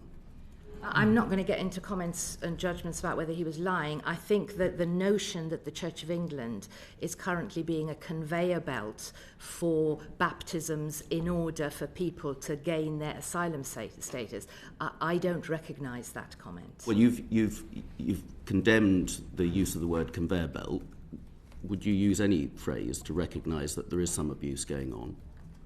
I don't believe that there is abuse going on. I've put in a written question through the House of Lords to ask for statistical evidence from the Home Office to the claim made by the former Home Secretary in the Daily Telegraph on the 3rd of February that she has become aware of churches around the country facilitating industrial-scale bogus asylum claims. We don't have that evidence. If there is such evidence, we'd like to see it so that we can adjust and work with the Home Office. Of those baptism figures in the 10 years that I gave, how many of them are by people going through the asylum seeker process? Like my two colleagues here, we don't hold information about what people's status is pre-baptism. You know, we've been baptising people for centuries, and we've never held that kind of information. But with respect, Bishop, you've just condemned Reverend Firth's figures of only having dealt with 15 baptisms in his parish, of which 7 were down to him. You have no knowledge of what the total figure is for the UK, so how can you join in the Bishop of Durham's condemnation for that only being an insignificant amount, even though it represented 20% of all baptisms? What's your data? Our data is the number of baptisms that have taken place over the age of, I think it's 11 or 13. We don't hold data centrally or anywhere for that matter about precisely what the status of the individual is. However, we do have as I've explained to you, we have where there are large numbers of asylum seekers, and where we're talking large numbers, we're talking maybe 20, 30 in any given church community, evidence that they are participating fully in the life of the church. Okay, but that, with respect, Bishop, that is not the point. Can you just confirm the Church of England does not keep any figures, has not done any analysis of the proportion of those that is accepted into baptism in the church over the last 10 years or whatever it may be, who went through that process, was part of an asylum-seeking procedure, and that therefore you cannot claim that the figures cited by by Reverend Firth, as condemned by the former Bishop of Durham, were negligible, because you don't know what the overall figure is, do you? We don't hold that information, you're correct. What we do know is that, sadly, from our perspective, there has been a steady decline in the number of baptisms overall, including where there have been peaks in the number of asylum claims. Baptism figures have still been steadily going down. So I suppose what I'd say is that if you take the reason the figure of 15 is interesting in that particular context is that it's 15 people over a 10-year period. So however you look at the figures, those are not vast enough to reference a kind of conveyor belt. We are going to have to move on now. Lee Anderson. Thanks, Chair. Bishop, was you alarmed when Reverend Firth said that the only people he ever saw for baptism, asylum seekers, were at the appeal stage, not before or not after they'd been granted asylum, but strictly for an appeal for asylum? Was that alarming? Was that a red flag? If that's his experience, then that's his experience, and I don't want to question it. I've not heard that before. But if you was a vicar, Reverend in a local parish church, would that be a red flag for you? It would ensure that I was applying the process of discernment as wisely as I could. If that was the pattern I was seeing, I would want to be very careful. Would you raise it with your superiors? I would certainly raise it with colleagues to see if they were noticing a similar pattern, and if necessary, and I felt it was necessary, yes, I could speak to my seniors as well. Okay, I think the previous witness sort of suggested, and he did in the end, that the Archbishop had turned a blind eye to this. Do you agree with him? We don't operate that kind of system in the Church of England. The Archbishop doesn't act as a CEO in the Church of England. Every diocese is led by the diocesan bishop together with a leadership team, and we have responsibility for clergy within the fact that they're office holders. So clergy have a certain autonomy and responsibility in their own patches as well. So the Archbishop of Canterbury, even if he wanted to have that kind of responsibility, couldn't within the structures that we have. And we know the asylum process system is broken in this country. We all know that. Do you think, with what Reverend Firth had to say, that the church is adding to the problem? As I've said already, we want to be part of the conversation going forward, and if we can help, and if there is data that is presented that suggests that there is a serious problem, then absolutely we want to be part of that conversation. Okay, final question, Chair, because I want to be brief. You said previously, I think, Bishop, that you, as a church, you want to provide a warm and loving environment for refugees, asylum seekers. Can you tell the committee how many asylum seekers the Church of England actually house in their vicarages and properties around the country?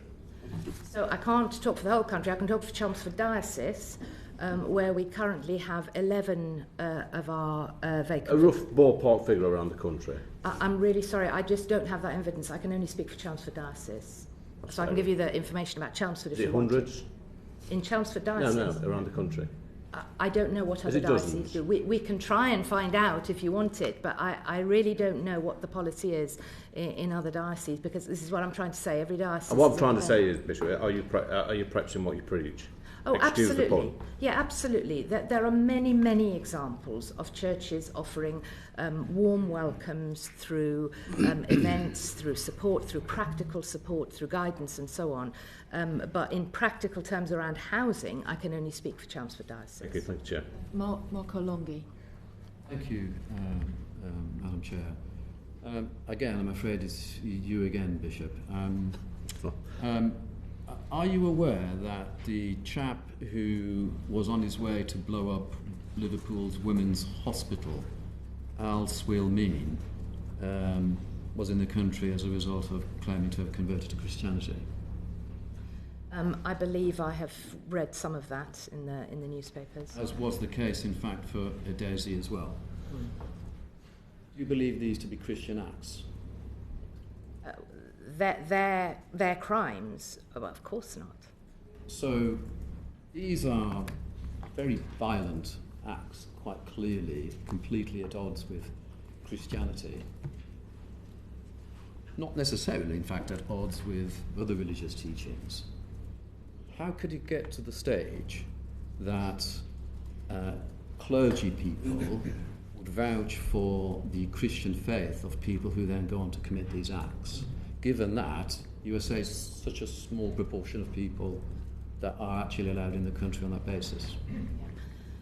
I mean, the first thing I want to say is the church is not infallible. We're a human institution, and errors may be made and errors of judgment and so on. So I want to absolutely accept that. However, I don't think that we can make policy and form our wide opinions on the basis of a couple of negative cases. I think we have to be very careful about that. Human beings will fall into bad ways, and particularly human beings who have been through traumatic experiences, or if they have mental health problems or whatever it is. So there could be a whole host of reasons.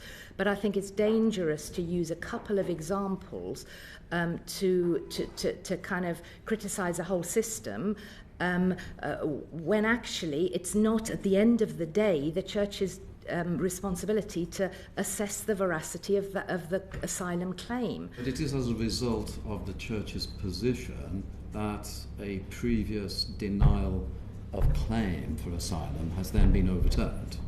And it is, I think, and I'm expressing an opinion of my own now, or perhaps I should ask the question, is the church's altruism over its attitude towards asylum seeker applications and asylum seekers not actually at the cost of other people already resident in this country, some of them perhaps belonging to your church, to their harm?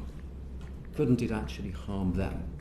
Well, I mean, a couple of things in relation to that, if I may. One is that the asylum claim has to take into account more issues than just the conversion. We know that it's not a determinative factor.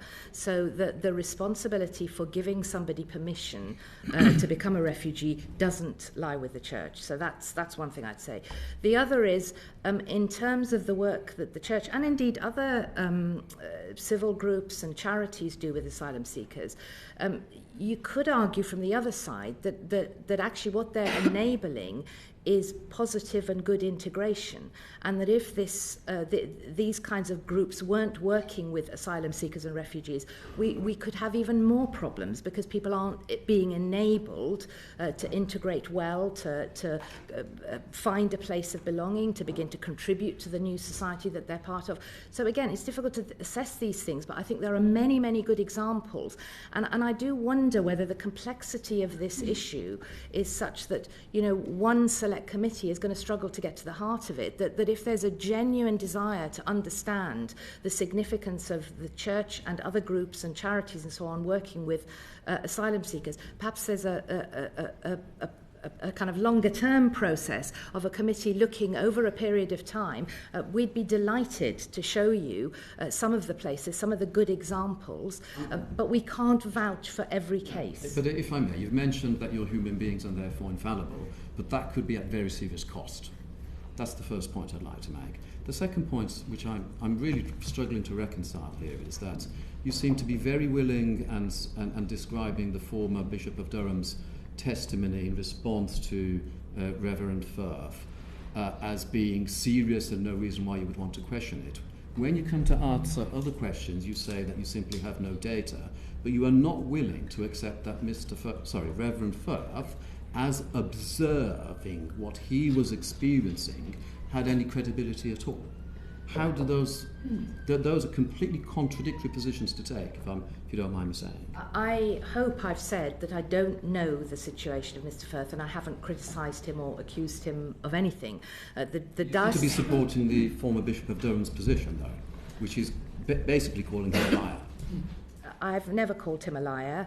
What I am saying is that if he's claiming that the Church of England is being a conveyor belt for baptisms in order for people to gain asylum status, that is not the experience that I have, and I don't believe that there's the evidence to suggest it. Well, perhaps we're arguing around semantics there. Maybe there is a conveyor belt attempting to get baptisms, but that fortunately many of those are not succeeding. Possibly, but I haven't seen the evidence for it. I haven't seen the evidence Well, for it. And my experience... You've heard evidence from Reverend Firth this morning. Is there any particular part of it that you disagree with? Well, the experience that I have... No, that's not the answer to my question. Okay, but let the Bishop answer. My question is, are there any aspects to the evidence you heard from Reverend Firth this morning that you disagree with? Well, he was speaking about his particular context in Darlington, and I can't comment on that specific context in Darlington. Right, okay. Okay. I think there's no point asking any further questions. Okay, James Daly. I think that the we can't. I think that the situation that concerns me, Bishop, and I'm going to have to come back to you briefly, is, and it goes to Mr. Lawton's point, if an organisation takes an overtly if an organisation, and in your case religious organisation, takes an overtly political stance in respect of an issue, and what Mr. Lawton read out to you is a political statement, it's not an ecumenical statement, it is a political statement, and we have a situation where the Archbishop of Canterbury is using very strong terminology in respect of legislation such as the Rwanda Bill that is going through Parliament. How can we rely on the Church of England on this issue to take an impartial position regarding these applications? Because it's as clear as day that you are an organisation that will do everything possible to ensure and support asylum seekers to stay within this country. That might be an admirable position. I'm not challenging that, but it's not an even-handed position, is it? I mean, I sometimes do wonder that if one of your parishioners had the temerity to support the Rwanda legislation, whether they would dare say that and whether they'd actually be welcome at their parish after that. Do you see what I mean?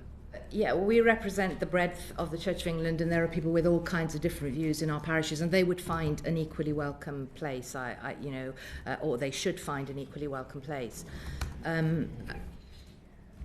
Sorry, I think the point. I think in terms of the wider application of Christian conversion that we're talking about here, what we are concerned about is that we have an organisation with an overtly political position, which is not a religious position, it's a political position, which makes reference to the EU referendum, and the Rwanda legislation has been described as morality was brought into whether that was the case or not. And I think some of us are losing faith in that you are, as an organisation, dealing with applications in an even-handed manner and having the sufficient amount of what's the word I'm looking for?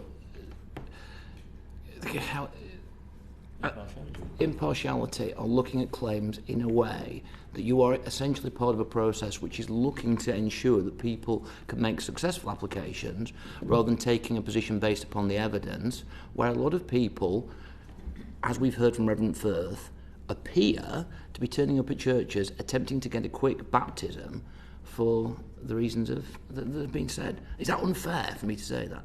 It's not unfair for you to say it, because I think there is that perception around. It's not been what I've experienced, and I come back to this point that if the committee really wants to see what the picture is widely across the Church of England, perhaps a little bit more time invested to come and see and meet some of our clergy who've built up a lot of experience over the years and who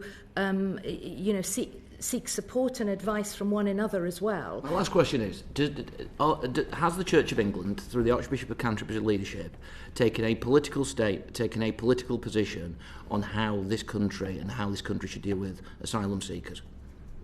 No. Lord.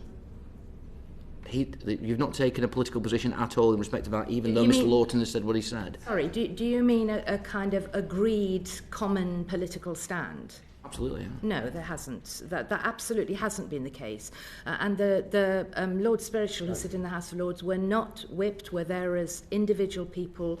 There happens to be a lot of agreement on the Rwanda Bill and the Illegal Migration Act, but we are there as individuals, and there is no common political stand. I think a lot of people would be surprised by that, but my final question is that I think by any stretch what the Reverend Firth has said today regarding people attending 6 or 7 every 3 weeks, and him, I think, quite admirably taking the position that we have to engage in the full Christian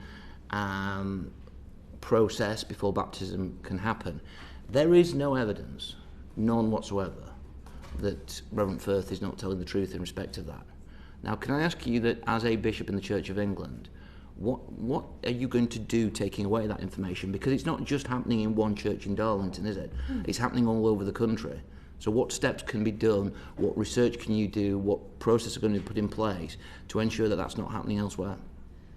If there are churches where large numbers of asylum seekers are being brought at appeal stage, asking for baptism, we would advise our clergy, as we always do, to act with great wisdom and discernment. And as I've said, there are clergy that I've spoken to who say that they have turned down baptisms. So, the picture that Mr. Firth has painted, I don't have any issue. How many have turned down baptisms? You've said you know people who've done it. How many? I don't know exactly how many, but I have spoken to clergy who have told me that they have turned people down because they didn't feel that the claim was that what they were saying was meeting the criteria. Okay, thank you very much. I'm going to move to Alison Thewlis now. We do have the Minister waiting as well, so I'm just very conscious that obviously we had lots of questions to ask, so I'll take Alison Thewlis and then we'll move on to the Minister. That's fine, thank you, Chair. I just wanted to ask the other two churches, because I feel as though they've perhaps not had enough of a say here about what happens in their church communities as well, and I'm conscious that we don't have representatives from Scotland here, so perhaps could you tell me a bit more about how you see this? Are people who have converted, do they stay in the life of the church? Do they continue to contribute? Sure. I don't have specific data about asylum seekers. The robustness of our process, the Order of Christian Initiation of Adults, is quite a robust process in terms of the engagement that people need before they receive the sacrament of baptism, and the discernment that Bishop Francis-Dehqani has talked about is not a singular person taking that discernment. It's not just the parish priest. There are other people involved, sponsors, there are catechists, and there is a more broad community aspect to this. In particular, it would be incumbent on every priest to have an interview, a formal interview in many respects, with the person who is seeking baptism, because you'll, I'm sure, be aware of the Church's teaching on marriage and other things, that we have to ascertain the background of the person before they receive the sacraments. And so in that process, you would unpack the position of where they've come from if they were asylum seekers, for instance, but not only that, if they were coming from any other particular background. So there is a sense of real engagement. To say that everybody who receives baptism as an adult and then continues on in the church, that you can't say whether that will happen. As the Bishop said, we're all human and people will have different experiences of faith.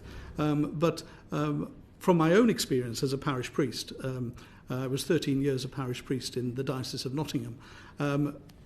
The people who actually came as adults to receive the sacraments of initiation actually did have a real depth of participation within the faith community and were really valuable in terms of developing their own faith, but also then took on the role of being sponsors for those who came up to receive faith as well. Yeah, like I said earlier, in the Baptist Church, baptism and church membership are often very closely aligned. So it is very unusual for a church to walk with somebody in their journey of faith, see them baptised, and then never see them again. It's extremely rare, and more often than not, it's because they move away. And in the some anecdotal examples that we've been shared about churches that have welcomed asylum seekers, baptised them, and not seen them again, that sort of reporting and language is desperately unhelpful, because when you dig a bit deeper, it's because they've been moved on out of the community and they've gone on to express their faith in other places and in other ways. So, no, I would suggest that that's not our experience. I think for churches in the Baptist faith, as in our other churches that are represented today, there is no more explicit teaching in Scripture from beginning to end that is consistent with welcoming the stranger. So churches are desperately keen, where they can, to welcome people at whatever stage on that journey they are, if they are perceived to be in need. And it's that process of understanding their needs, serving their needs, coming to understand them and their journey of faith that sometimes leads to Christian conversion. And as was said earlier, it is no wonder that in an environment that is so hostile towards them as human beings, when they are given a warm welcome, when they are provided with a food bank, when they're given a home, when they're embraced as part of a community, it's no wonder that instills questions about the motivation of the people that have expressed that welcome. Yeah. I should also like to say that in the situation in Weymouth, if the church were here today, the one thing that they would want me to articulate before the committee is the sadness and the fear that they have felt as a church since some comments have been made by MPs around this issue. They sent me an email that was sent to them that said, you need shutting down and the backlash from this will be huge. The truth is, you know you're lying and cheating our system, treacherous to tax-paying people. Brace yourself. And that is a small church in the south coast who are desperately trying to express a kindness towards people that they consider vulnerable. They've been on the barge, they've seen the conditions that they're in, they've come to them expressing faith. One lady that exemplifies that church community is over 80 years old, and she is known by the asylum seekers as the huggy lady, because she will not let them leave the church without expressing Christian love and kindness to them, and embrace and a hug. And this church is now fearing the backlash because of language used about, as we've heard earlier, questions about whether taxpayers are being scammed by the government. Others saying that, you attend mass once a week for a few months and bingo, you're signed off by a member of the clergy. It's just not true, and it's doing damage to the communities that are desperately trying to serve the poor and the vulnerable in their areas. Thank you. That really is quite disturbing to hear that the church has been targeted in that way. I told them I would share that with you all. And it's not for... I'm not trying to berate anyone. I'm just trying to say we all have a responsibility to recognise the consequences of all our actions. And we as a church definitely have that responsibility. And we would continue to encourage our church leaders to give evidence when asked in tribunals as honestly and as clearly and as helpfully as they possibly can. We have a similar expectation on our places of power, that they will hold that same level of responsibility. Thank you very much indeed, and I think that was a very important point to hear about that particular church in Weymouth and how they're feeling at the moment about what's been said. So can I thank all three of you for giving evidence today and helping us to understand more about what the situation is. That's been very helpful. We're now going to move to our third and final panel of the morning with the Minister and officials.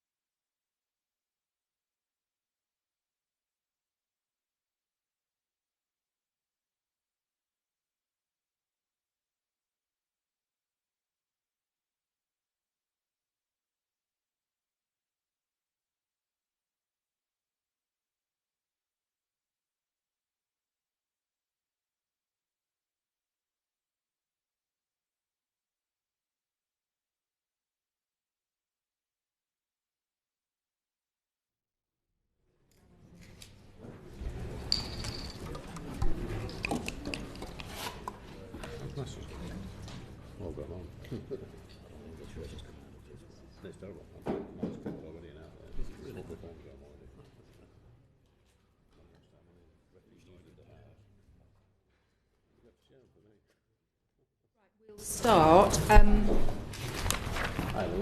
Perhaps I could ask you, Minister, just to introduce yourself to the committee and your officials, one of whom we're very familiar with, and I think one we've never met before, so we're very pleased to see a new face. Perfect. So I'm Tom Pursglove, the Minister of State for Legal Migration and the Border, and this is my colleague Dan Hobbs and my colleague George Shirley. Could Mr. Shirley just say what his responsibilities are, just so we're clear? Yes, of course. So I'm the Director for Asylum and Human Rights Operations, so that's the casework element of the asylum process. You will be able to particularly address some of the questions we might have around how applications are dealt with within the Home Office and what's considered by decision makers. Yes, that's right. Yes, right. And Mr. Hobbs, you're in charge overall. I'm the Director General of Migration and Borders in terms of the policy, systems and strategy. Right, that's very helpful to know. Alison Thewlis. Thank you very much, Chair. So I'd like to start, if I may, with a written question that I'd sent to you, Minister, which you didn't really answer. And I wonder if you might give us the opportunity of answering it a little bit better now. So I'd asked, with reference to the article by the former Secretary of State for the Home Department, the member for Fareham, entitled "Too Many Churches Are Facilitating Bogus Asylum Claims, This Must Stop," and it was in the Telegraph on the 3rd of February. You were unable to answer the question which evidence the Department holds of churches facilitating high levels of false asylum claims. Do you have that evidence just now? So I think the key point to make here is that it is, of course, a matter for the former Home Secretary to explain the comments that she has made. They are not my comments, they are not the comments of the ministerial team in the Home Office at the moment, and they may be questions that you as a committee wish to ask of her. What I can say from the Home Office's part is that we recognise that recent cases have given rise to an interest in this issue. We haven't got specific evidence of facilitation, but where there are issues that are raised about specific cases and the evidence within specific cases and particular issues, we will look into those issues. Those matters are properly tested as part of the consideration of any asylum claim. You will recognise the introduction of the two-stage test that we brought forward through the Nationality and Borders Act, which I legislated for when I was last in the department.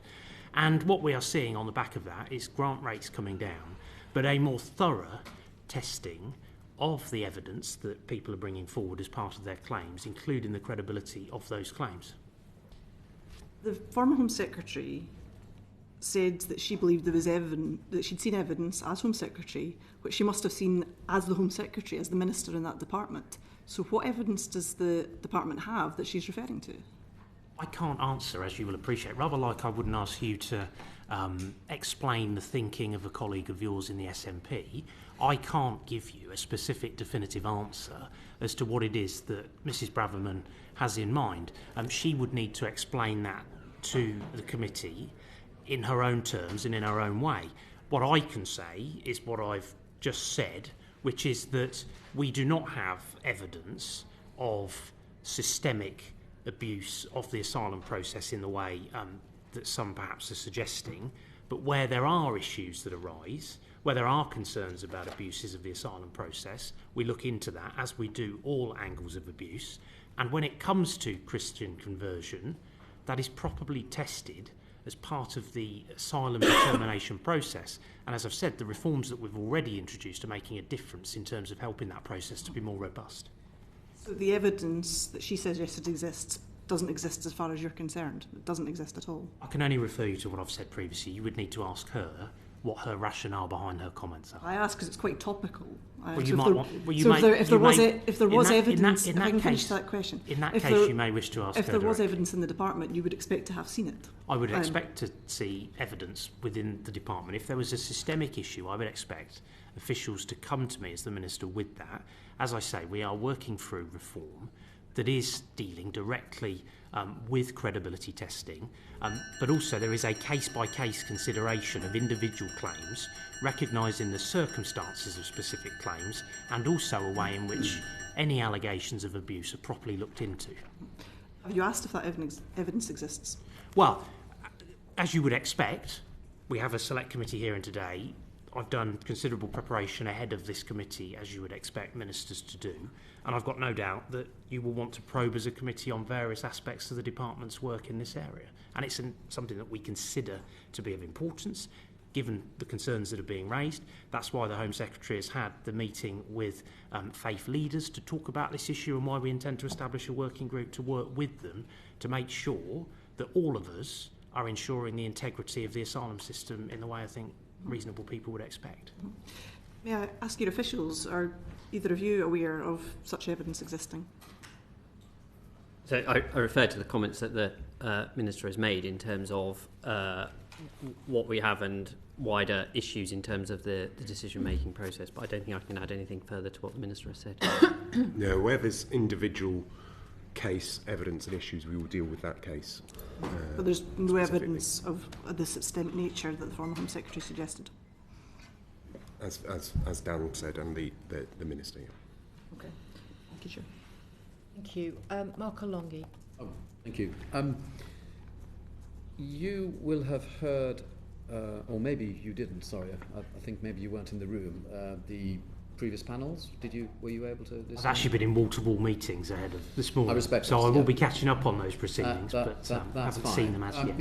In a nutshell, there was some robust questioning from the panel, from members to the panels, and whenever questions were asked around data, it always seemed to be that the answer was there is no data. That's, if you don't mind me saying, sounds like a very convenient answer.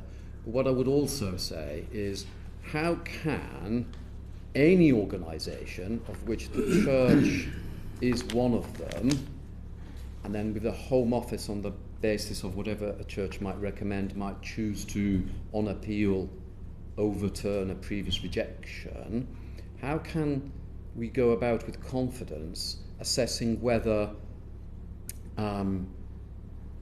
decisions are correct if there is no assessment post-approval of an appeal as to whether the criteria used for granting the appeal were correct? In other words, say I'm an asylum seeker, say I suddenly decide, as my colleague mentioned a few months ago, I'm on the road to Damascus, I suddenly had my appeal rejected, so I decide to become a Christian.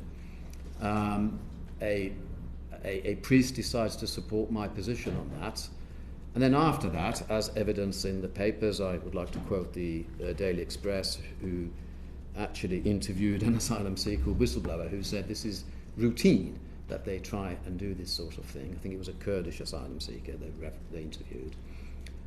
How do we go about whether post-approval, whether that system is working if we don't keep any data whatsoever? So as a Home Office, we are actively working to improve the data set that we have around this issue. So one of the challenges is that the legacy IT systems that we have been working on do not capture data in this area very effectively. So there are considerable reliances on free text, for example, and with the new systems we are in a much stronger position to be able to capture in an itemised way data relating to claims and the grounds by which those claims are either refused or granted. That is actually something that is ongoing work. The Home Secretary and I have been very clear in asking officials that we want to see greater itemised data in that area, and we are currently working through publication around that. And I think that you're absolutely right to touch on the data point. I think all of us want to see an improvement in terms of the quality of data that we have around decision making in the asylum space. That is precisely why we're investing in the IT infrastructure that will help us to do that. If I may, obviously, clearly my question was about data. I'd now like to move on to the point around veracity of information that's presented to the Home Office. You'll be aware of the Al-Swailimi case, an asylum seeker who claimed Christianity and then went to Liverpool Hospital to blow the place up, but actually managed to blow himself up, I think, in the process. The Azadi case as well, I believe an individual who had his application refused and then overturned at Home Office decision making on the basis of a submission that a priest had submitted. Are you not alarmed at these cases? So I would argue, certainly, and you'll appreciate why I'm limited in what I can say in terms of the fact that there are ongoing police investigations in relation to one of those cases. But I am confident that the Home Office did do its job in relation to that latter case, and that it was the tribunal that made an adjudication that was different to that of the Home Office.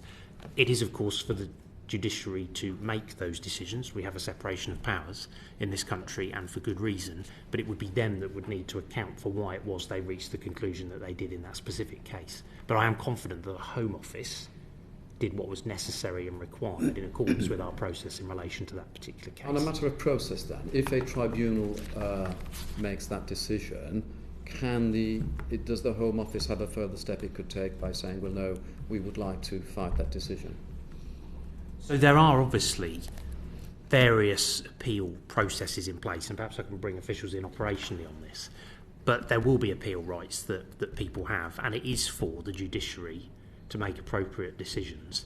But it's why, actually, we've taken the legislative steps that you have supported in relation to improving credibility, testing of credibility, making sure that the decisions that we make are as robust as possible, which then makes it easier to be able to defend those cases within the setting of the tribunal.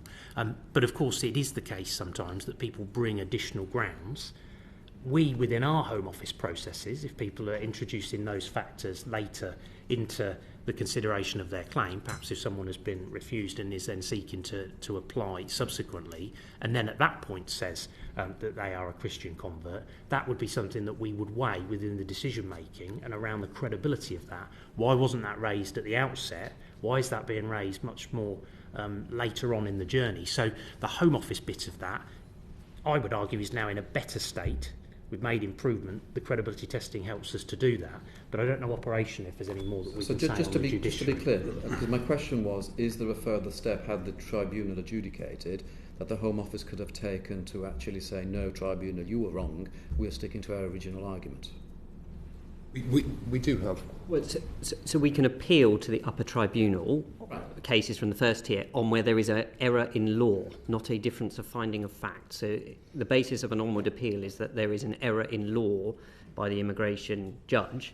When we are overturned on appeal, those are reviewed by operational teams, and there is a decision whether to appeal or not. But we cannot unilaterally disregard a finding of the immigration tribunal without going through an appeal process, which, as I say, is a permission to appeal on the basis of an error in law, not on a difference of finding of fact. I see. Thank you for that. Thank you. Can I just ask the Minister, we know that the threshold in the tribunal is the lower threshold of a real risk. Do you have a view about that? Do you feel that's the appropriate So this is precisely why, through the Nationality and Borders Act, the NABA cohort is being processed against that higher balance of probabilities threshold, which I would argue is more appropriate. That's why I took the legislation through to do that, with those two limbs of testing against those claims and really focusing in on the credibility of the claims that are being made and the evidence around that. And that will be the basis upon which future appeals against Home Office decisions would be considered against, because that is the legal basis upon which those claims are being considered. Okay. Sorry, I've lost track. I think there's tangible improvement there again in terms of changing that. Telling the story about the work we're doing on this. Okay, Tim Lawton. Thank you, Chair. Minister, welcome back. And I think it'll make interesting reading the evidence that we've had in the panels before you today. The Home Office has announced a review of the role of conversion to Christianity in asylum cases. Can you give us more details when that's likely to report, who's undertaking it, what sort of issues are you actually looking at? This is the working group that we are taking forward. The Home Secretary had a meeting on the 22nd of February with faith leaders. That was a constructive meeting. I think that there is a broad recognition that there is a responsibility on everyone to ensure the integrity of the asylum system, and I think all of us want to see sanctuary provided to those who are genuinely in need and swift decisions being taken in relation to those where that isn't appropriate, and removal action that follows as a result. So we are now working up the detail of that working group. You'll appreciate that there are other parties involved in that work, not just the Home Office, But I hope that that will be a forum to have candid conversations about these issues. I know that you heard from Matthew Freer as part of earlier evidence that the committee took. I think when you consider some of the steps that he took within his particular parish, they were very sensible and practical steps when he had concerns about abuse of the system. These are the sorts of conversations that I think we ought to have as part of this. We've had a track record of working constructively in the past with the Church of England in particular. I know that there is a inconsistency of advice around handling of these matters across denominations. These are the sorts of issues that we want to really get into the detail of, to just try and make sure that there is a mutual understanding of the situation, that our objectives are fully understood. But I think all of us should really want to guard against abuse of the asylum system wherever we find it, not least because we know that the organised criminal gangs who are responsible for taking people's money, putting them in small boats, bringing them across the channel with all the risk to life that we've seen, again, writ large in recent days and weeks, all of us have a responsibility to guard against that and not allow those criminal gangs to sell a vision and to try and persuade people of particular routings. I don't think we're challenging praying that, in aid Minister. of organisations like the Church of England. You referred to Matthew Freer. It's actually Matthew Firth, who's sitting in the row behind you, gave us evidence earlier. Has he been asked to be a member of the Working Party? So we're currently working through what the potential membership of that working group might look like, but I'm very happy to consider that as a meaningful suggestion, because I think it is important that we do hear a range of views and that we work constructively to try and address these issues and give confidence around decision making, but also the role that the church plays in this. I'm not trying to volunteer his services, I'm in no position to do that, but certainly somebody who has now been dubbed as a whistleblower, who's got some direct experience, I think would inform that working group. Have you read the Church of England guidance on this? I have looked at that in some detail. You have. What do you think of it? So I think that it is obviously for the Church of England to set out what it thinks is appropriate in terms of its communications to members of the clergy and those involved in the Church of England across the country. There are elements of it where I think, for example, some of the comments about journalists, etc., are rather political. And I'm not sure that that is the most helpful thing in the world. I think we should be trying to focus on ensuring the integrity of the asylum system, making sure that people are being supported appropriately, that none of us who come into contact with asylum seekers and vulnerable people are doing anything that lends itself to the business model of the criminal gangs who bring people across via those unsafe journeys. But I hope that we can have a constructive dialogue as part of those meetings about that guidance. And again, the consistency point is something that I am very mindful of, to try and make sure that across the board there are good quality advice available for members of the clergy to support people as is appropriate. Are you surprised, as I was, that nowhere in this 10-page guidance is there any reference or instruction to clergy about the importance of ascertaining the sincerity and the genuineness of somebody coming forward who's an asylum seeker who now wants to either convert from their own faith or to be baptised into the Church of England's faith? Again, these are areas that we should look at as part of that conversation. Obviously, the Home Office has guidance, which I would always refer people to who are interested in this, because we set out our position in terms of the law and the way in which asylum claims are handled and what people should reasonably expect. But I do think that there is a responsibility on organisations who come into contact with people and who support people to ensure that the support that they are giving is appropriate. Ultimately, it is the Home Office that is responsible for the control of our borders and for the decisions that are ultimately made on cases. That is why we are bringing about the legislative changes that we've delivered that are now being utilised when it comes to the NABA caseload, for example, and the processing and the decision-making around it.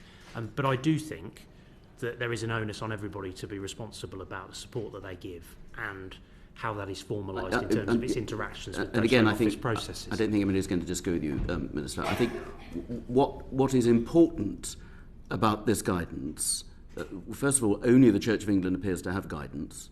The other churches we interviewed appear not to have guidance, which clearly is causing a bit of a vacuum which needs to be addressed. So you'll be dealing with all churches, main churches on your working party. But the evidence of religious conversion, be it articulated through a clergyman, a priest, or a senior member of a church community, is a contributing factor, not a determinative, but a contributing factor to decisions made either by Home Office decision makers or, if then accelerated, to the tribunals. So it is important that the evidence that's produced is done so in a legitimate and what the Bishop of Chelmsford kept referring to as discerning way. Now, what confuses me, and I want you to shed some light on it, is how is it that a Home Office decision maker, faced with those facts which may include religious conversion, can reject asylum claims only for them to then be overturned on the same evidence that's been presented to a tribunal system? Where's it going wrong? Is it the Home Office system is faulty, or is there something wrong with the tribunal system, that they're a softer touch, or they're looking at a different sort of evidence, or how can there be such disparity between Home Office decision makers and tribunal decisions? You're right to say in your remarks that Christian conversion is not a determinative factor in the decision-making process, and that is weighed within the decision-making with credibility associated to that and testing of credibility amongst a range of other factors relevant to each individual case.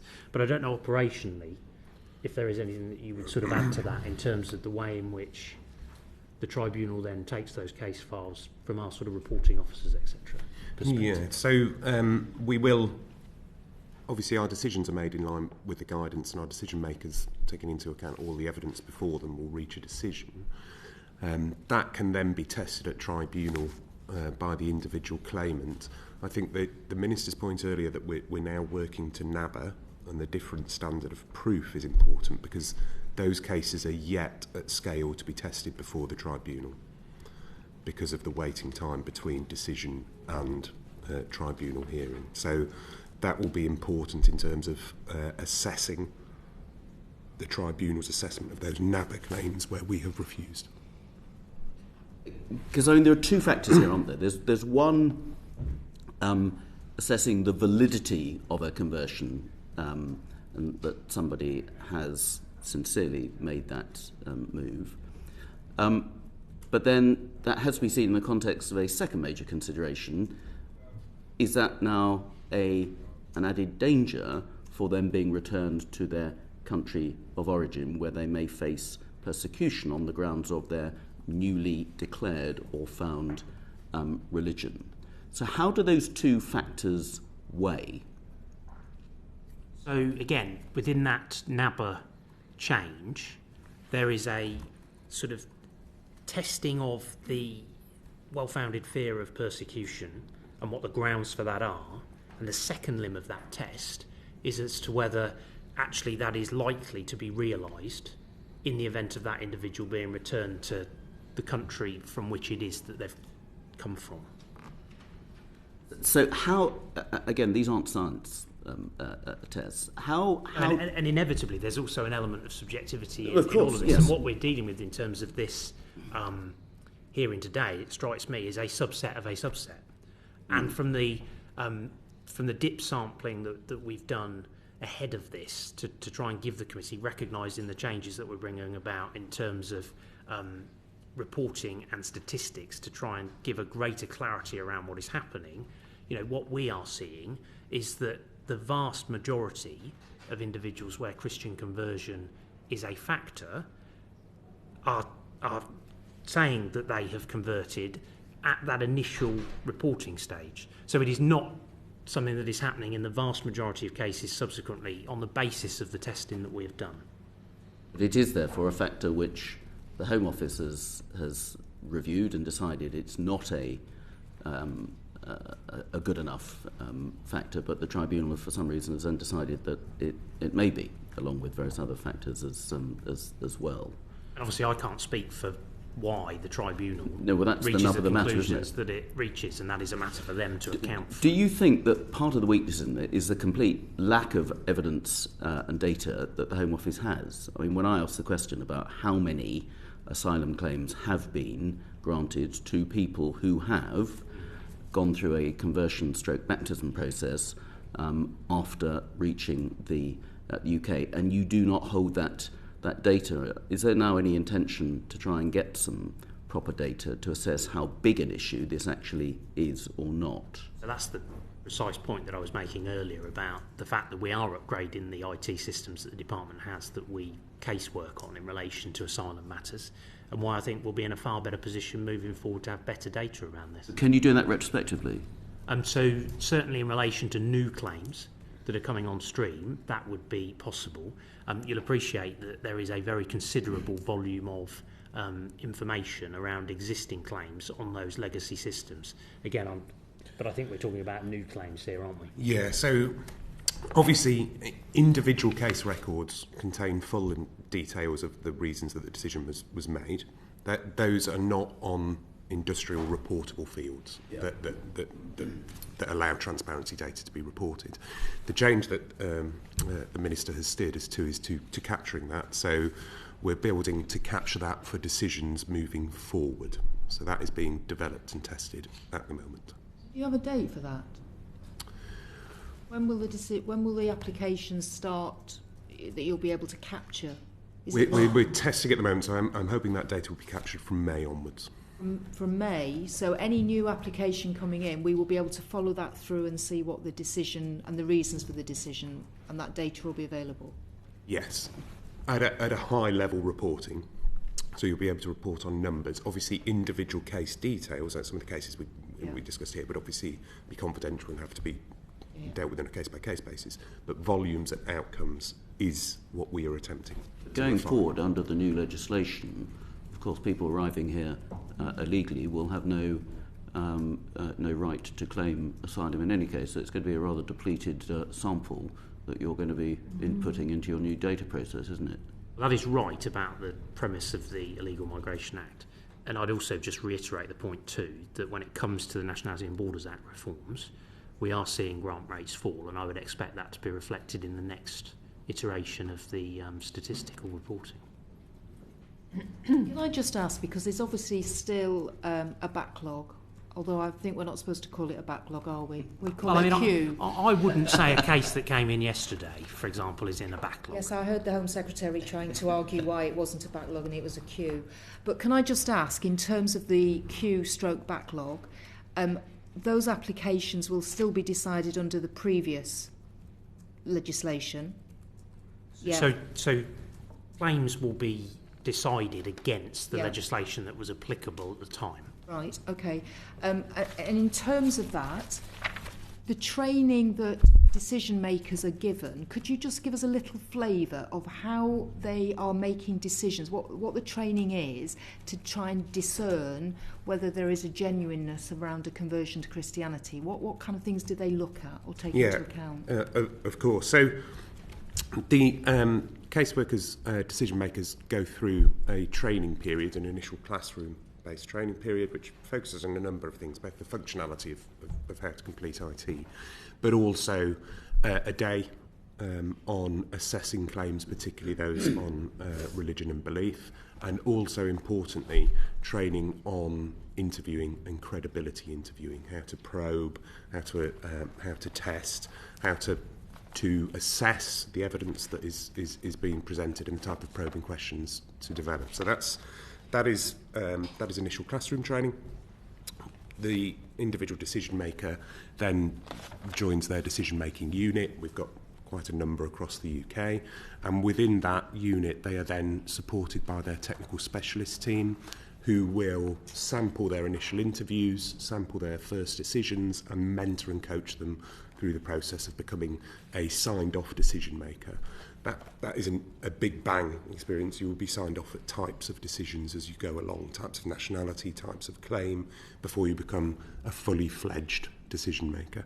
Once you're a fully fledged decision maker and fully signed off, you still receive the support of the technical teams, your technical specialists, our dedicated chief caseworker team, who have links into policy and guidance, and there'll be sampling of your cases, both your interviews and your decisions. What are they taking into account in terms of religious conversions? So when we're assessing a religious claim, and if I can, I'll talk about NABA rather than historically and legacy, because that's what we're dealing with at the moment and the current threshold. So we will, we will assess the evidence that's presented as part of the claim once the decision maker receives the case. So there will have been statements made in the screening process when the claim was first submitted. There may well have been written evidence provided, including, for example, letters from religious organisations. The decision maker will assess those, will undertake some checks. Let's be clear, if they just have a letter saying, yes, this person has been baptised on this date at this church, how much weight's given to that? Well, it's not in itself determinative, right. And it isn't the be-all and end-all, particularly under NABA. We will check the details of that, check who has issued the letter, do some research on the organisation itself, and take into account what has been said in that letter ahead of the interview. We'll then go into the credibility in the interview on the claim itself, and there we will be testing the background in this specific circumstance of conversion, how, when that occurred, what led to that, how they then practice, and there'll be all sorts of elements of that will form into the credibility assessment. So, for example, one of those credibility assessments will be timing of conversion. I think, did that occur before arrival in the UK? Has it occurred after other potential refusals? So on and so forth. What was the moment that led to that? Was it an immediate revelation? Did you stumble into it? How did you find your faith? All of these type of assessments will be brought together. So the decision maker is building a rounded picture, both of the supporting evidence that is available, but also the claimant's individual evidence and the credibility of their asylum claim in this circumstance based on their conversion to Christianity. Okay, thank you very much. I'm very conscious, Minister, that I think you're on a very tight timetable. But I do want to give Mr Anderson an opportunity to speak. I'm fine. You're fine? Oh, right, okay. Oh, sorry, yes, Mark Olonga, yes, sorry, very quickly, and then I think the Minister has to go. Yes, ministers have, lots of MPs have described the Channel crossing as a very dangerous, often tragic journey that people take. What is very rarely, if ever, mentioned is the journey that a lot of these people might be taking on the way to get to Calais. So crossing some of the African countries, maybe the Mediterranean Sea, and so on. In so doing, they are abetted by a huge business, which is the smugglers, who wouldn't give a monkey's about a person's religious, sexual, or any other preference that they may have in terms of the way they live. They just want money. Do you think it could be inferred that anything that any organisation does, whether it be the likes of charities like Care for Calais or on our shores, are actually aiding and if not even abetting the business model of the smugglers? That being the case, making it more attractive for asylum seekers to make these journeys and putting themselves in danger as a result. And could we be seeing now that the Church of England is playing a part in that as well? So I well remember many times saying during the course of the Nationality and Borders Act deliberations in this House that we don't want to see people making unsafe journeys at all. And the Channel is a really perilous part of that, but there are also many other elements of these journeys that people are making that are horrendous, often in the hands of evil criminal gangs who will do anything, as you so rightly touch on, to exploit people to take their money. They're not fussed as to whether people get here safely or not. And we have seen again in recent weeks the most terrible loss of life in the Channel on the back of that. And I do think it's incumbent on all of us who come into contact with individuals who have made those journeys and who are seeking asylum to be mindful of that. And I think we all have to weigh our actions very carefully. And I think that the sophistication that sits behind these criminal gangs is very considerable. They adapt their business model. They will take innovative routes to try and extract that money from people. And so everything that we do has to be seen in that context. And I don't think anybody would want to be inadvertently aiding that terrible business model that has no regard for human life. There is nothing humane, there is nothing decent about that exploitation and that criminality that we see. If I may. And so that's my point. I get it. I get your answer there, because I know the Chair wants to move on. But we've Well, I heard think the a number of Minister times... has to leave, to be honest. Yes, It's not me wanting to move on. The Minister has to go. I'm so sorry, you need to be very yes. brief, Marco. Yes, Yeah, okay, but the be very Minister brief. would leave, would take. Okay. We've heard multiple times today that the Church, irrespective of whoever stands in front of them, wants to be as welcoming as possible. And I get that. I completely understand that. But we have a government whose policy is to try to reduce incentives to come and use deterrence. We have a Church who is effectively working in the opposite direction. And in fact, every single vote that we've had in the House of Lords from bishops has been to try and frustrate government in that way. Would you agree with me, therefore, that the Church of England is behaving in a way that's aiding and abetting the smugglers' model? I think that it's for government to have appropriate border control, and we have a plan that is putting an end to these small boat crossings. We're seeing the results of that beginning to play out, with that falling crossings by a third last year compared to 2022. We need to see that through. And I strongly disagree with those who have opposed that work and who have obstructed the course of the legislation that underpins it in both houses. Because I think actually every day that passes where people lose their lives in the Channel or put their lives at risk is one day too many, and that's why I'm determined, as our colleagues in the Home Office, to see this legislation change through. And I think the Church does have to think very carefully, like all of us do, about the work that we do, how that work can be portrayed by those that are facilitating these terrible crossings, the vision that they sell about what happens when you arrive here, what you should expect, and certain things that you ought to do in order to try and improve your chances of remaining here. And I think that is precisely the context with which we are keen in the Home Office to bring people together from faith communities to have those conversations about how we can all guard against that terrible criminality and make sure that we preserve the integrity of the asylum system. And I think all of us have a role to play in that regard. So I think what would be very helpful is if we could have information about the working party, when it's meeting, who are the members, and with a time frame for its outcome. That would be very helpful. Can I thank you very much for attending today? We're very appreciative. Sorry, Alison, were you wanting to ask a quick question? Yeah, I just wanted to ask a quick question, because we talked about the decision-making process initially, but you haven't talked about the advice given to Home Office officials at tribunals and how they go about interrogating witnesses or those that are... Do you want to write to us with that information? Because I'm just conscious, Minister, are you all right to stay? I'm okay for a couple of minutes. Yeah, if you want to answer that. It's in line with all our guidance. So presenting officers who represent the Secretary of State at tribunals will check the veracity of the evidence. They will question any witnesses. That's all public guidance that is available. And it is the same test. It is on occasions where there will be different evidence or further evidence that's provided to the tribunal, and the presenting officer, in terms of preparing for that under the guidance, will look at that evidence and will test it with the tribunal ultimately it's a matter for the immigration judge. But that's the same process as the advocates, if they have them for the individual, and the presenting officer will be testing that evidence at the first tier tribunal.